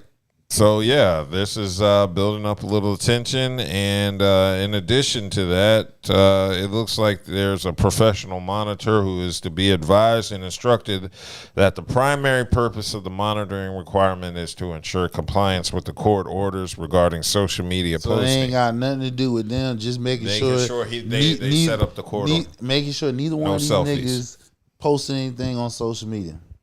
So Yeah. y'all got somebody monitor y'all asses. Y'all social media usage and y'all grown ass adults. Grown ass adults. Both are multimillionaires. Well, her ass initiated shit, so Yeah. we got to put that all on her ass. Yeah, so I'm kind of glad it's inconveniencing her because she's the one who put this energy into it. Stupid, bro. Yeah, so Halle. And you know who's eating too? Who? Them white damn attorneys. Oh yeah. Eating lovely. They be like, what? Y'all fighting on some shit like that? Shit, I'll be happy to take your damn money. Yeah, they love it. Now, this comes on the heels of June, where DDG requested an emergency hearing when it was revealed that Halle was taking the baby out to Italy, specifically on a vacation, and he demanded that not happen, and then he followed her out to Italy so he could spend time with her kid while apparently she was working and vacationing out there. So, yeah, it's a lot of litigation surrounding this, and the only reason it's happening... Using the child as a weapon. Yeah. It's the child is being weaponized, the system is being weaponized, and DDG is still around to do it because, yeah, a lot of men would have just gave up and pulled Ann Edwards. Yeah, and just been like, see when you're grown. Yeah, I kind of get it, but, I understand why men do either or, because there are a lot of men who just don't want to go through this system and to keep paying lawyers. And then there are men who are like, hey, I got to be a father no matter what the cost, and DDG is deciding to use this positively. But I also think a major reason in him doing this also, in addition to wanting to be a father, is because he has a fan base that would probably be upset with him if he decided to be a deadbeat. Of course, he got money. He got money attached to whatever it is he doing. So Yeah. if he's not moving correctly, like fighting for your kid, yeah, it's gonna cost him money.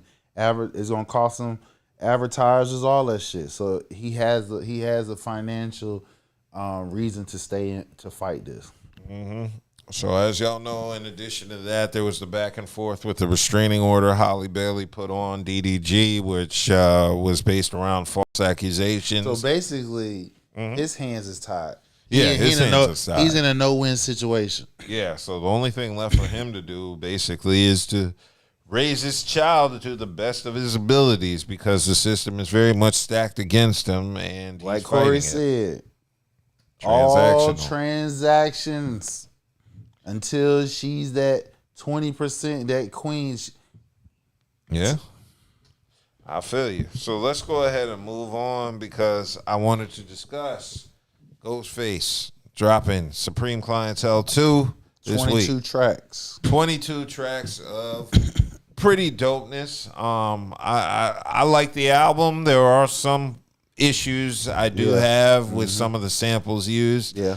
But overall, I thought the album was a pretty good effort. I do not think it is better than Supreme Clientele 1. It's not better than He the shouldn't have Clips. named it Supreme Clientele. Yeah. He shouldn't have not. What I noticed is beats. Yes. Yeah. The production was exactly. You know, we're all over the we're place. expecting something kind of a little bit.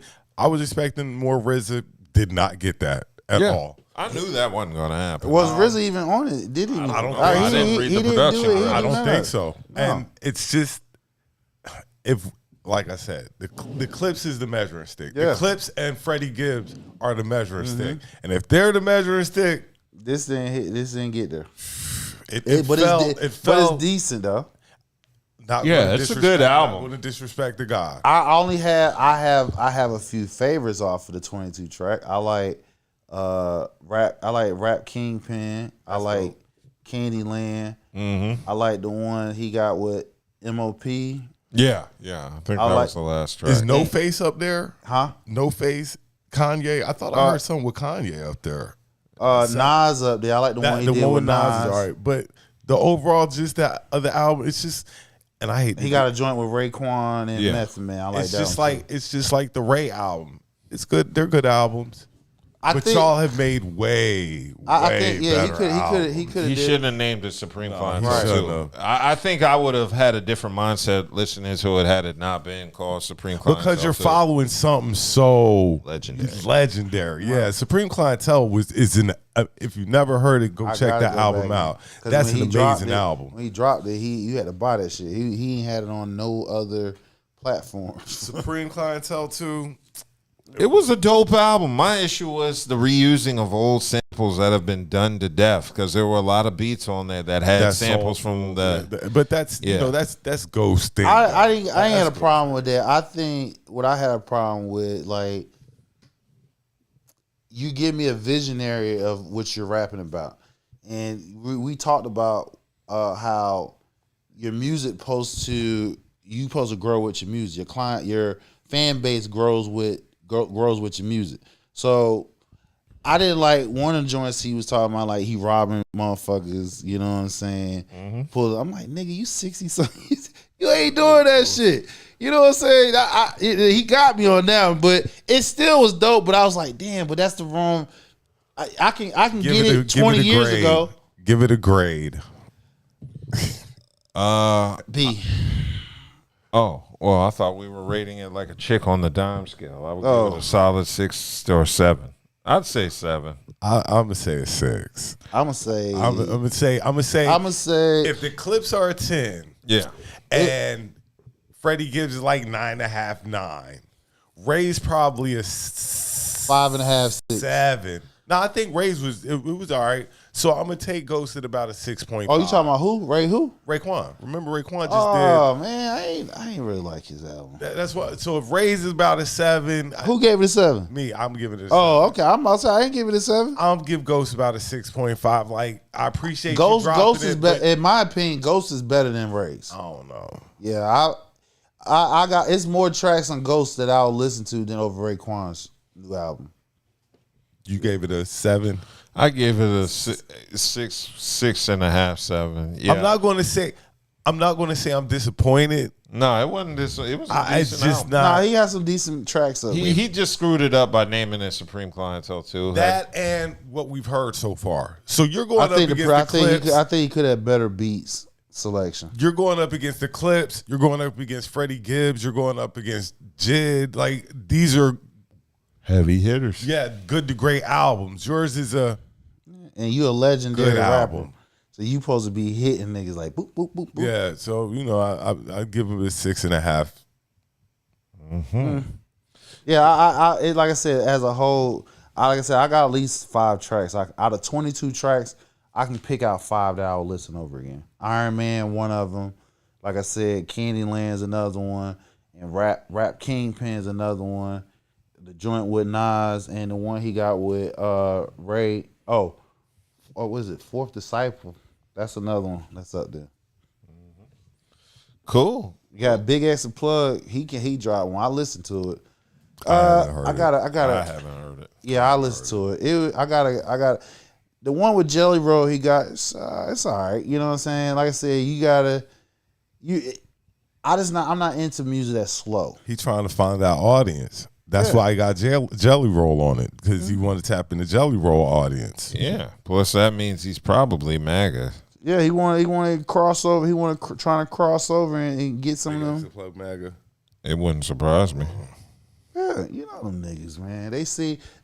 When Kodak and them got and when Kodak and goddamn Weezy and them got them parts, them niggas on that wave, man.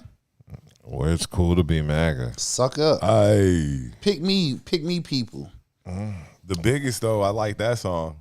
The largest. I biggest, like the largest. I like that song. Like a supporter. I'm still trying to figure out the Jid album. I'm still going through that. So I need to hear that. I haven't listened Jid to just it. be spitting, so like Jid be giving you a lot to think about. Right. It's just and right now I'll be thinking too much. He's like Carolina Lupe.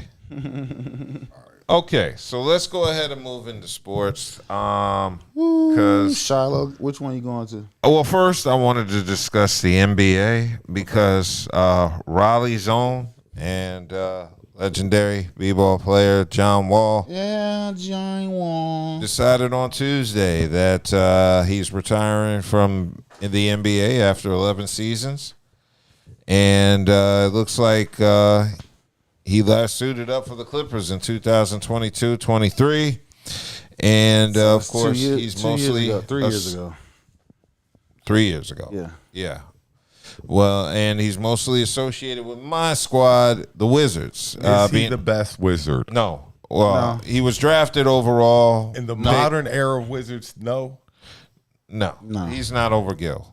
Gil First Lorenz. overall pick in 2010. So he was runner-up for Rookie of the Year. I don't remember who won Rookie of the Year that year. If it wasn't With John Wall? Yeah. Damn. He was the runner-up. So somebody else won Rookie. Was that the year? No, Kyrie was the year before or after. Kyrie was the number 1 pick. I just can't remember when he came in. But yeah, despite that, when he was with the Wizards, besides being runner-up to Rookie of the Year, he did lead them to a playoff appearance in 2014. He was a 5-time All-Star, 1-time All-NBA selection, and a 1-time All-Defensive Team selection. So once the news was put out that he's retiring, the Wizards took to social media to send him a congratulatory message. When did he come out? 2010 was the year he was drafted. Out of Kentucky. Tyreek Evans? Okay. So that was the Tyreek year. Evans won the rookie year? Yeah, I remember that. He had a phenomenal rookie year. He just couldn't manage. He just couldn't maintain that excellence. Mm-hmm. But yeah, as a Wizards, he fell off the map though. That's what I'm saying. Yeah. You won rookie. You ain't hear nothing else. That's why I'm like, really? Yeah, because they kept putting them in different positions that wouldn't allow them to shine. So that was the reason why. But in addition to that, Wizards sent out a message to John Wall. Said one of our franchise's all-time greats, the definition of an era, a lasting legacy, a forever Wizard. Congratulations on your retirement. So, yeah, since that time, fans are clamoring for John Wall's jersey to get retired. Give me your thoughts on John Wall. You're a Wizards fan. Give them to me. Okay, I do think John Wall is a top 10 overall Wizard, and it's really weird when people talk about the Wizards. Are we talking about the history of the franchise? Because some people like to flip. Yeah, some people like to flip it into the Bullets, and then Wizards are the Wizards. But to me, it's all the same franchise. It's all the same franchise. It's changing name. Yeah, so I don't look at I look at it all together. I would put him in the top 10 of all time Bullets Wizards without a doubt. Yeah, but I'm not putting him over. 10? Yeah, top 10. I'm not putting him over Wes Unseld. Wes Unseld, in my opinion, is the number one Wizard bullet of all time. Elvin Hayes, I think he's a close second. But in addition to that, I can't put John Wall over Gilbert. I can't put him over Phil Shedeur. I can't put him over Gus Johnson. Who else? I can't put him over Pearl Monroe. Or maybe I can because I know Pearl spent some time with the Knicks. But I would put Wall in the top 10 Wizards. He's definitely a top 10 Wizard. That's not a slight. If you're in the top 10 of anything, anything, people take, and that's where I get a little bit upset because people be like, if you ain't won, then you're just. But that's not true. You see what I'm saying? To be the top 10 Wizard, and you're talking about. Of all time of the franchise. Who came through? Bradley Beal. Juwan Howard. Juwan Howard was nice when he was with the Wizards. Yeah. Was Webb there? Yes. Webb. Like we drafted Chris Webb. No, wait. We got him from Golden Yeah, that's State. why I was getting ready. But there's been a nice lineage of players that have come through the Wizards organization. So to be top 10 we just is couldn't not a get slight. the bang for the buck. We drafted Rasheed Wallace. Yeah. And we had Chris Webber and Juwan Howard, and we still couldn't make it work. Right. Wizards is a place where good players leave to get better. But with this being discussed, I definitely think I'm cool with him having his number retired, considering there's so little superstars that have played for the Wizards Bullets franchise. He deserves it because he kind of capped a lot. Like the Wizards were, when he was playing, the Wizards were popping. Yeah. Like he had fans, everything. Like, yeah, so he definitely deserves it. I agree, he deserves it, but do you think he ever reached his potential? No, because of injuries. No. I feel like if he didn't have injuries, he would have been a first ballot Hall of Famer. Because we were always expecting them to just break out in the playoffs. We did, they just kept falling short, but we're like, next year John Wall and them going to show out, and it just never came to fruition. Got that Achilles, and then we were over. He got that Achilles, and then after that Achilles, he had fucked his knee up. But the two injuries that really derailed him was that Achilles, and then during the process of rehabbing that Achilles, he had tore meniscus in his knee. But he's a Raleigh legend. All day. He's a Raleigh legend. All day. Oh, I was having a conversation with somebody online. Who's the bigger Raleigh legend between P.J. Tucker and John Wall? Oh, P.J. Tucker. Look, I was going to say, I said P.J. Tucker. My son's mom would kill me if I didn't Tucker. say P.J. Tucker. I said P.J. and people was like, "Oh, you bugging you?" No. I'm like, I'm sorry, I see P.J. P.J. at too many spots. Isn't P.J. a champion? Well, I mean that don't mean nothing. Outside of that, to me, but it's just PJ for length of career. Yeah. PJ been playing forever. He's still playing now. PJ been playing for. It's PJ. It's PJ. PJ Tucker, then John Wall. Yeah, because that's what I said, and people were And like, some "Oh, people, you bugging." and some people might not even have John Wall number 2. If you really want. Nate McMillan, Yep, Nate. You right, Nate. You got to Shavlik Randolph. You got to go deep. Exactly. Nate is up there. If we say it doesn't matter what race or whatever the case may be, It doesn't. Right. What I'm saying, We just talk about basketball. Exactly. So when the names that he just mentioned, like Shaq. Shaq. Some people might have him up there high too. You know what I'm saying? So he is top 10 all day.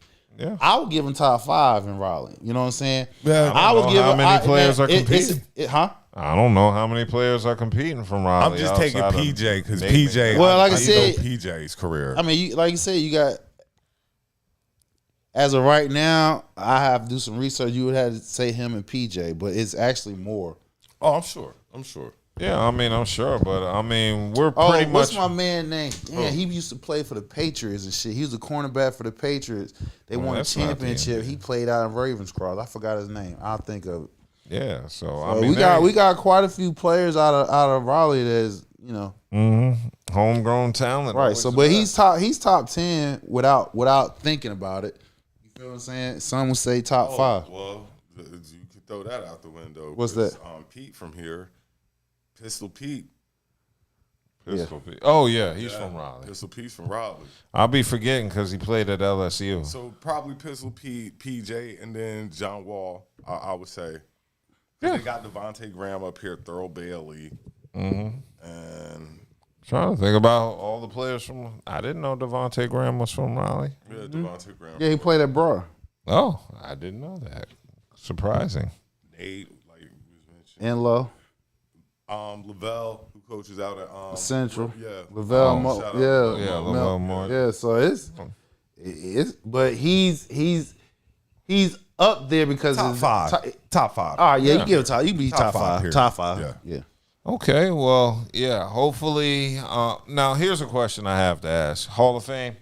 No Hall of Fame. Career too short. It's too short. He And ain't having nothing. we're saying he played 10 years. Did 11? Did he really play 11 years? No, Like, he did because two years injuries, and he didn't play another 2 years. So it's 4 years. It's a third of your year. It's a third of your career you didn't They play. were talking about how much money John Wall was getting. he got for money. not Nigga- playing. yeah, that nigga was got the money. biggest topic. Yeah, exactly. Yeah, Definitely shout out John Wall. no, he's not. Definitely He's not. shout He's out not a John Hall Wall. of Famer though.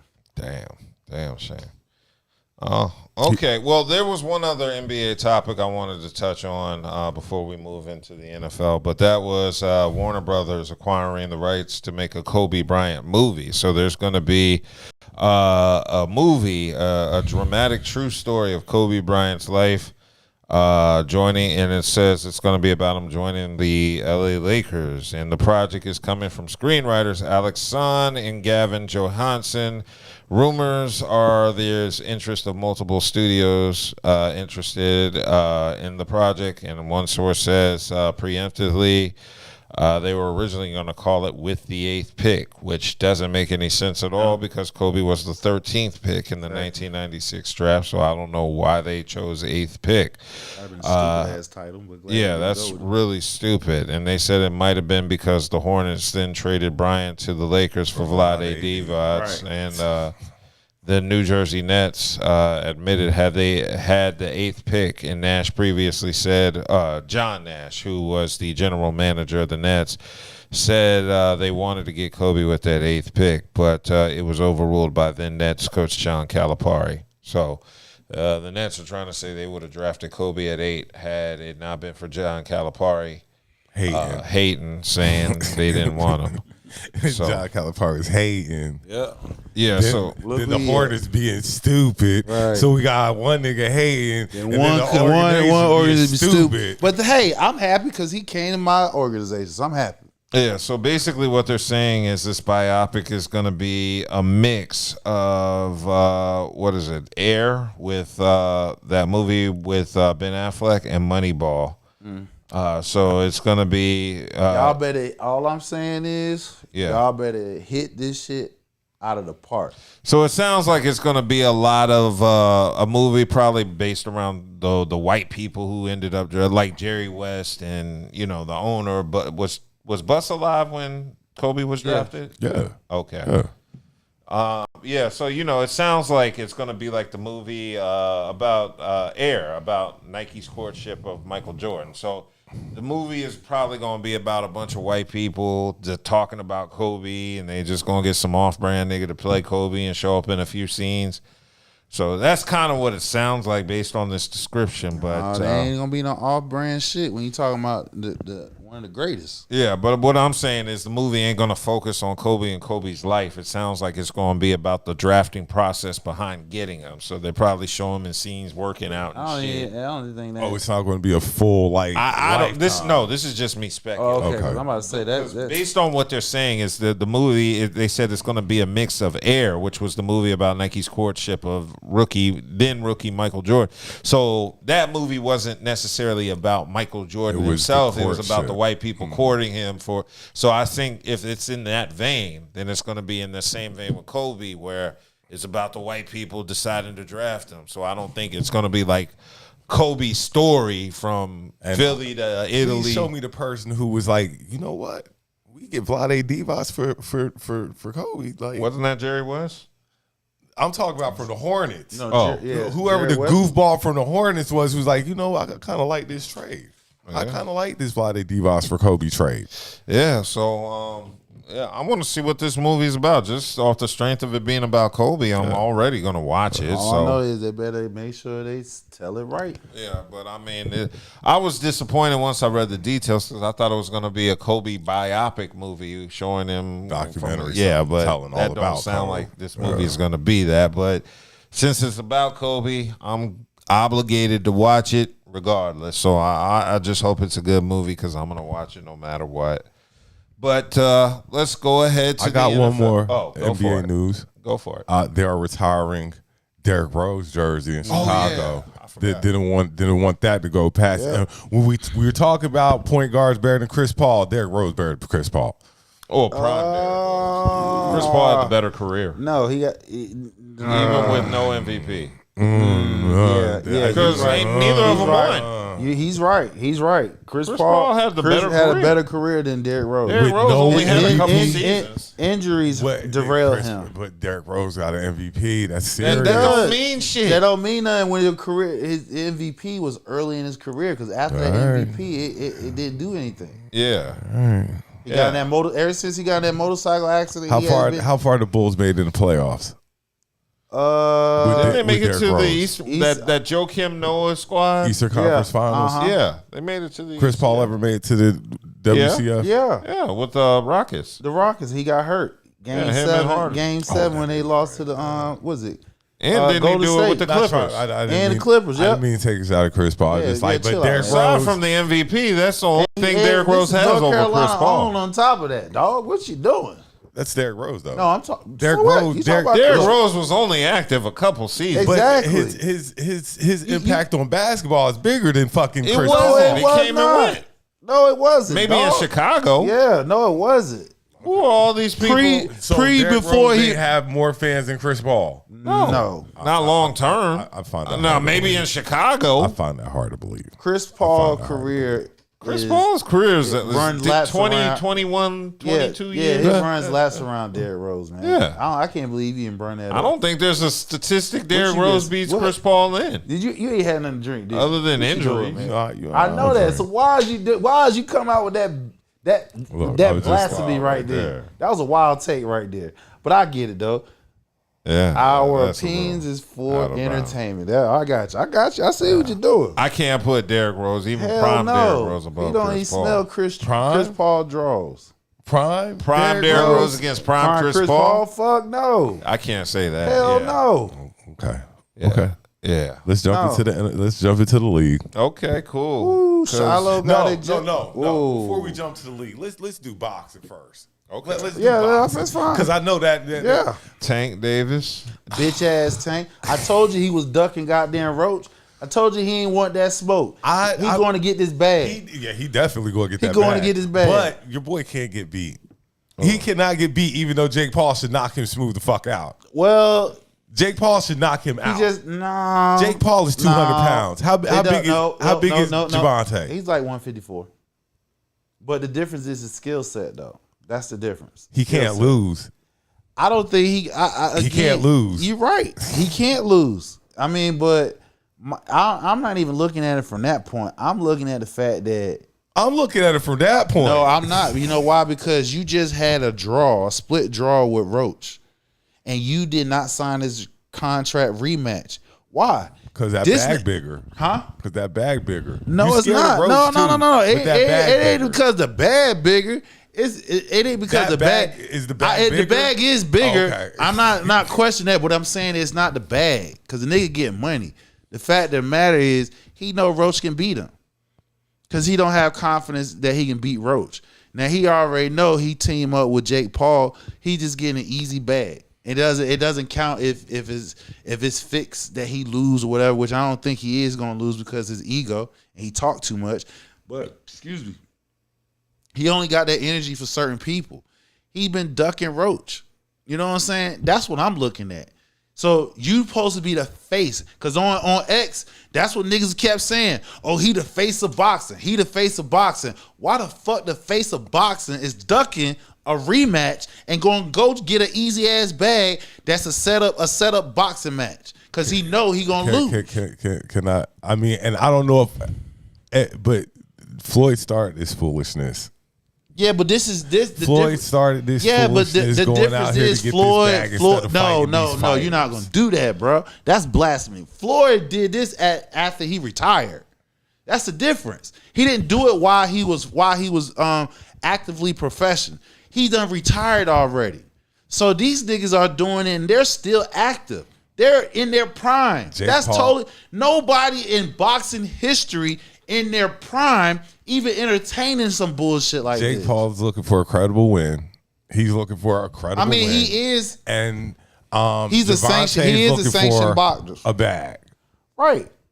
He don't want to fight Roach. That's the whole thing. He don't want to fight him. Yeah. So Lamont Roach Jr. Yeah.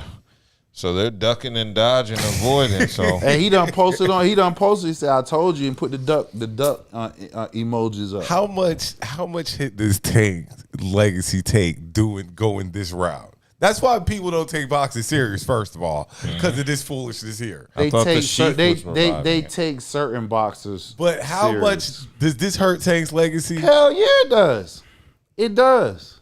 yeah. So All he doing is though but what he is doing though, since he gonna be the doormat to the first person to be doing this shit, he's just giving it open season for anybody else that can't get paid, can't get a decent fight to get paid. They gonna fight Jake. If they can set it up, they can fight Jake. That's all. Everybody get a bag. The difference is though, who gonna take them L's though? Because Jake ain't gonna be taking too many L's. When the last L he took? I don't think he's taking one. He got one. He got one. I mean, I can't remember it. Right, exactly. I carried that exactly. But who was Jake fought too though? Like exactly. Jake been, Nope. Man, ex UFC fighters. Man, you know, listen. like, and with Javante, it's like, bro, he's 50 pounds more than you. Like that. That's why I'm like, come on, man. I'm not even Roach looking at. over I'm here- not even looking at it from that aspect because you know why? Devontae is a more experienced boxer than Jake.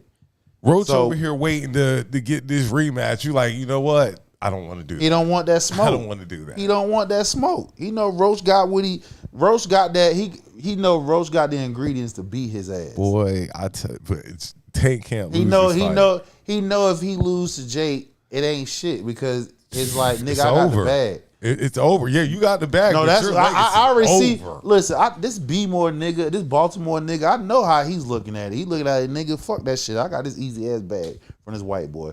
Fuck all that shit what y'all talking about. I got probably 4 times more than I would have fought Roach in a rematch. Oh yeah, definitely. Right. That's what he's money going. there. So that's what he's going to say. That's exactly what he's going to say. So I already see his angle on this shit. If somehow he has to take a L to get this money, but it won't be on his record though. That's the thing. So what people need to understand is it won't be on his overall. No, it won't.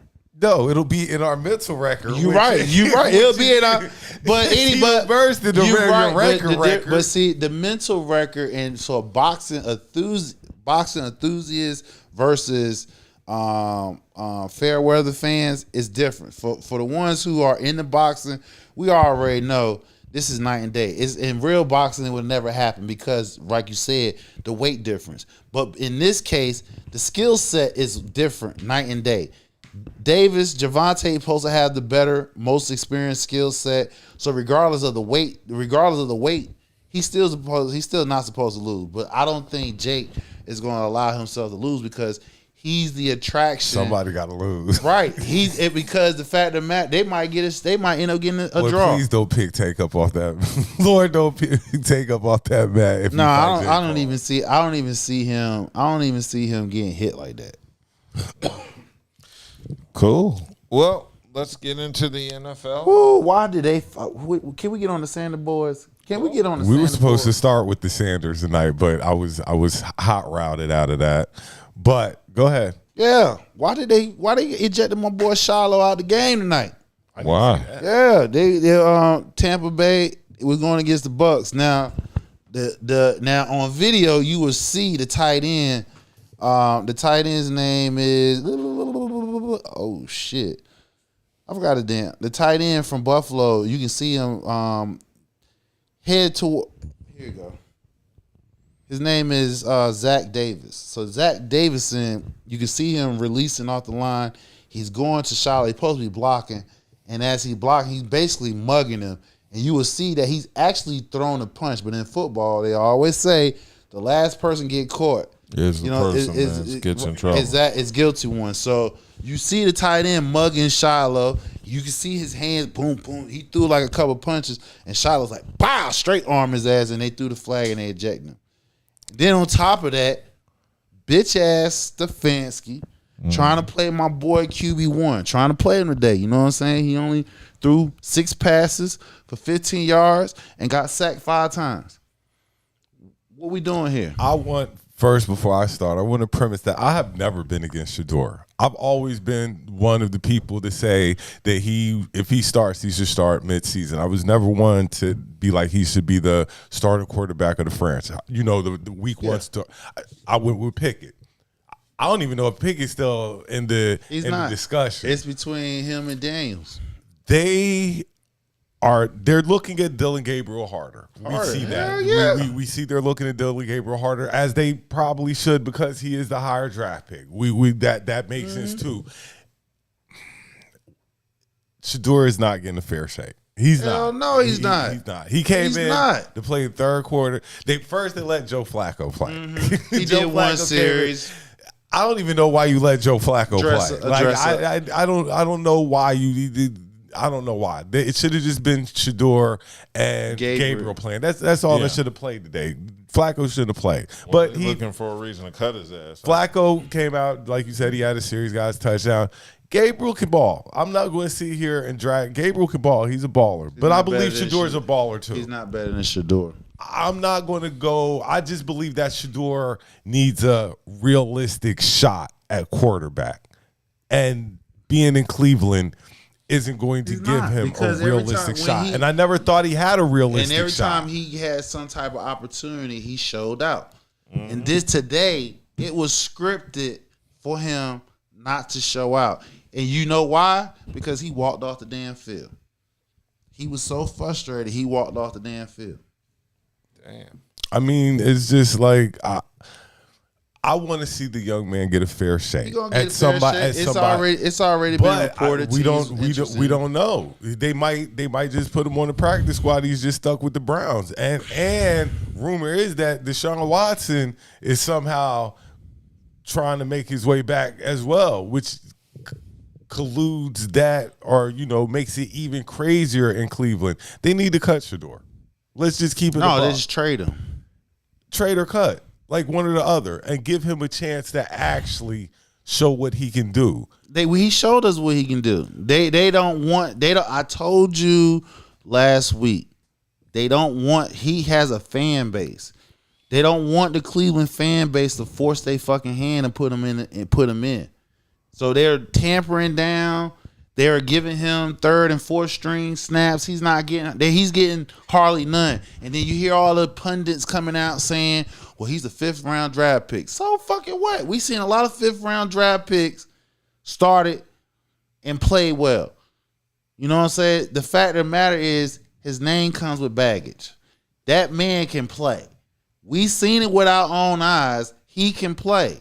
I don't understand what the quote unquote hate towards Deion is anyway, because Deion turned a lot of odds on the football. Deion turned a lot of fans on to football. So I don't understand what this thing is against Deion they have. This is my opinion why.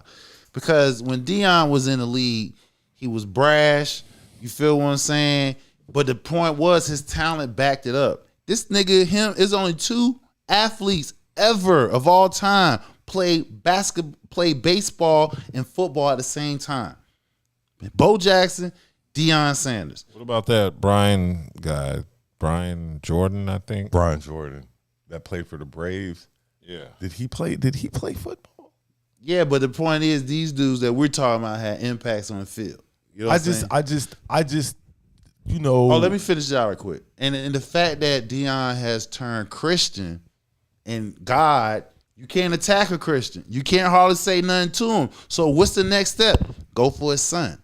You feel what I'm saying? And we already got reports. Eric Dickerson came out and done pretty much spelled out what we've been reporting during the draft. There is a collusion going on in the NFL to get at them. I do believe that. And that is true. So everybody sitting here, we got all these anonymous people coming out here talking and shit, but they won't put their fucking name on that shit. The problem is you can't get at his daddy because his daddy is a Christian. So who's the next man in line? Your firstborn son. Well, I believe that he's either going to they're going to put him on the practice team, trade or cut him. Like I just don't see his way to QB1 in Cleveland, and we were both wrong because I had Pickett and you had Shedeur, and neither one of them going to get to start the first game. Neither one of them might not even be on the fucking team. They're going to send old ass Joe Flacco out there. Right? To start they might trade. It might end up trading both of their asses. And then I heard people talk. Well, I think you said something about Manning coming next year, but Archie Manning. But I wouldn't put stock in Manning coming. If Manning does come, which I won't say he's leaving college. I think he's going to stay another year. But I wouldn't. If you're Cleveland, I wouldn't bet on him because if they wouldn't let Eli go to San Diego, they're definitely not going to let exactly. Go to Cleveland. That's the thing. Thank you. Why can't this is why I keep trying to tell people. Y'all need to look at fucking history here. Y'all got mad when Deion had and this is why I say you niggas, because y'all was talking that bullshit too, talking about, Deion, y'all was even talking shit when LeBron made sure his son get in. Here we are. Watch when Archie come in next year. And let Cleveland have an opportunity to draft him.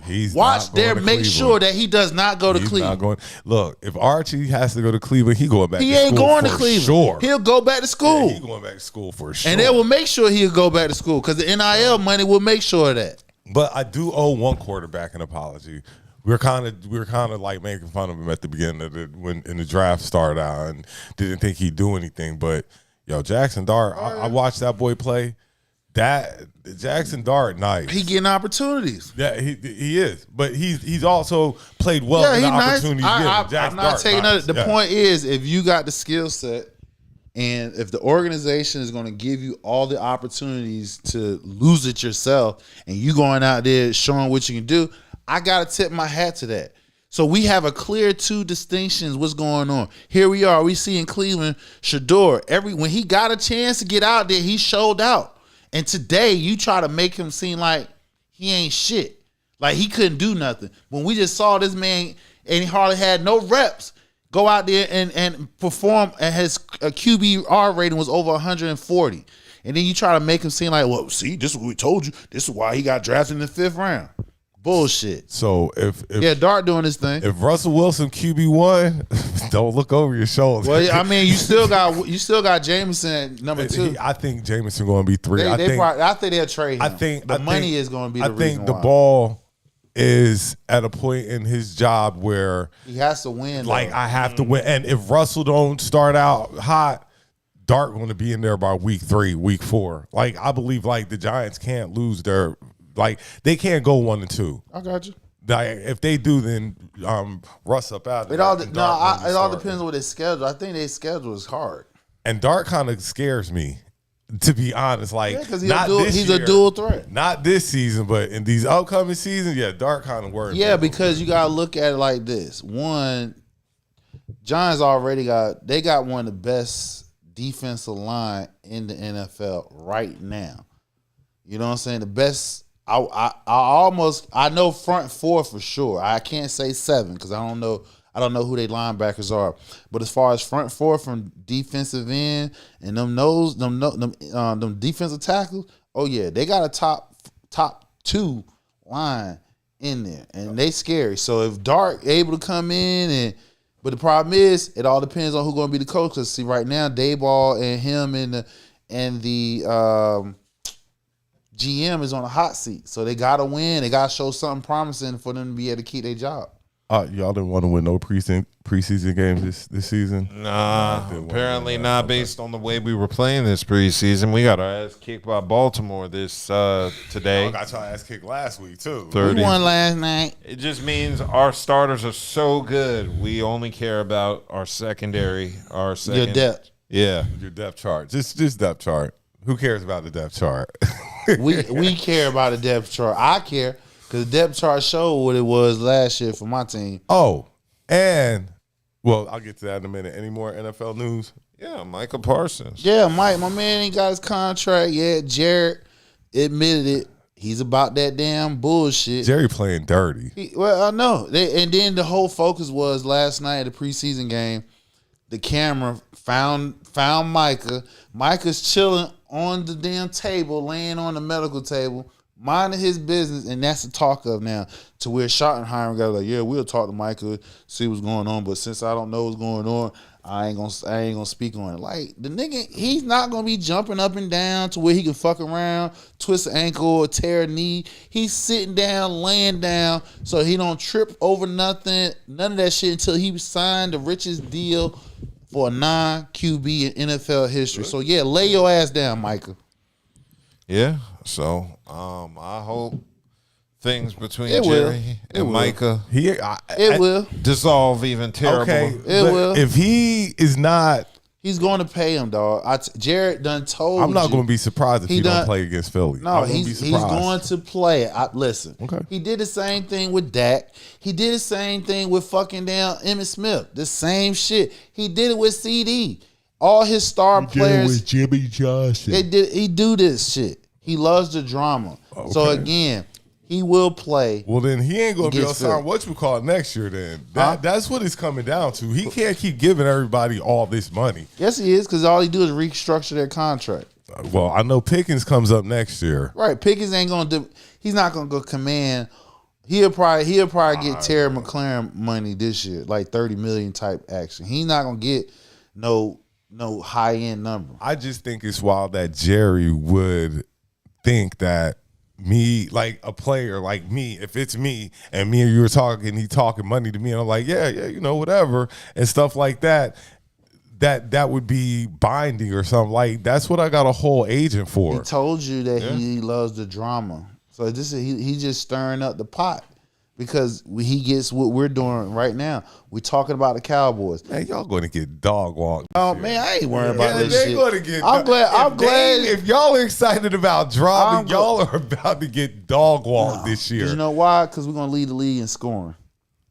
No, y'all aren't. What the fuck we are? No, y'all aren't. Pickens and fucking CD. What? 1-2 combo. That's the best wide receiver core in the NFL. Better than yours. Better than yours. No, it's not. Who's y'all three? Who's our three? Yeah. That's okay. No. No. Because I said 1-2. I said 1-2. Our offense is Saquon, AJ Brown, Devontae Smith, Michi. You're just telling me CeeDee Lamb. I said CD and Pickens. 1 and 2. Y'all just have two. Oh, and you said we got Ferguson. Oh, he's a decent tight end. I thought it was a 3-head monster. Now he's decent. He's decent. No, we're not. Watch. Okay. Listen. My boy, 2 years ago, he was mentioned for MVP for a reason. Who? Dak, nigga. 2 years ago. Yeah, he was. He's 2 years removed from. Don't worry about that. Watch how he comes around full form when he throw like 3 touchdowns on y'all ass and over 300 yards on y'all ass on the first game. Well, you got a lot of predictions for this first game. Yeah. Mike is going to get 2 sacks. Mike is going to get 2 sacks. They're going to score over 27 points on y'all ass. Dak going to have about 3 touchdowns, about at least 275 in the air. Yeah. Boy, when you come back down to I ain't earth, worried I'ma about be that. waiting I ain't for worried you. about that. Just worry about that L y'all gonna take first game. Down to earth after That first this Eagles game. I'm be Man, waiting for I'm you. not worried Okay, about now it. the chat says OP Blitz says don't sleep on Jake. That's right. Don't sleep on Jay Ferguson. Okay. I'm telling When you. y'all come back to He's earth, a top 10. He's a top 10 tight end. Yeah, he is. Name me 10 tight ends better than him. that's a lot of tight ends. You're right. He's a top 10. Pics. Kelsey, he's dropping. He had 2 bad seasons, but he's still top 10. You would say Ferguson's better than Kels? As of right now, he's as of right now, what? his numbers are better than Kelsey. I said the last 2 years Kelsey had. that's why I Cowboy just said the last 2 years Kelsey numbers has dropped, which is true, because I have him on the fantasy as well. Where Kelsey been the past 2 years? He been in the Super Bowl, but of course, but he's not the number 1 target or the number 2, and he's getting slow. So, like I said, Ferguson's a top 10. Go there. Who's Pitts? Bauer. Brock Bauer's number 1. Yeah, Brock Bauer. He's number 1. Yeah, then you got Kittles. Then you got your boy out of Detroit. Hawkins. Yeah, whatever his name is. You got your boy out of Detroit. I think the rookie might be better than him this year. We'll see. The kid from Chicago. I think he's going to have a good season. We'll see. We're going to see. Yeah, watch that. I'm telling you, Dak, man. September 4th. Philly. Who's y'all? No, it's September 8th, dog. I thought it was the 8th. I think it's the 4th. See, they don't even want to watch the game. They coming up with fake dates and everything. I thought September 8th. I thought that would have 7 or 8. I thought it was the 8th. Chat line, help me. I believe it's the 4th. Yeah, I believe it's the 4th as well. I'm not, September 4th, 8/20. Okay, say less. I didn't say it was in The stone. 8th of Tuesday. They can't wait to start. Look, man, we've been to talk big trash about y'all. Y'all gonna be y'all got on the one. Giants. That's not no easy win for y'all. Yeah, it is. No, it ain't.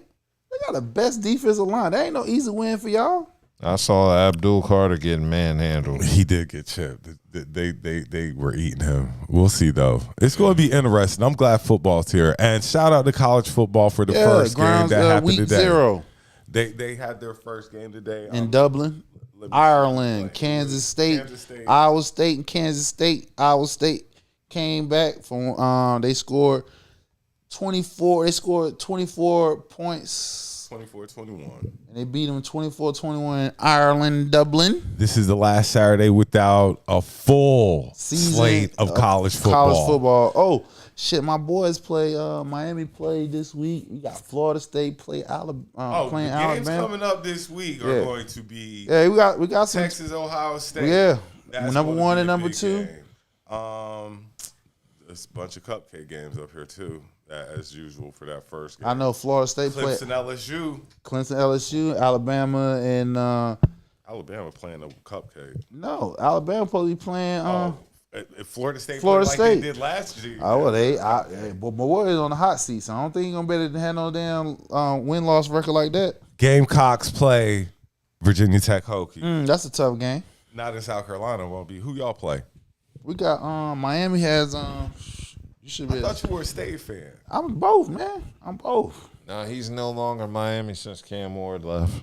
No, I'm still Miami. Don't do that. Miami is ranked number 10. Yeah, we got Notre Dame. Yeah, Notre Dame. That's a big game. It's a big game next Saturday. A lot to look forward to. Yes, it is. Cool. Well, any other topics y'all have? Only thing I have left to say is y'all people keep your eyes open.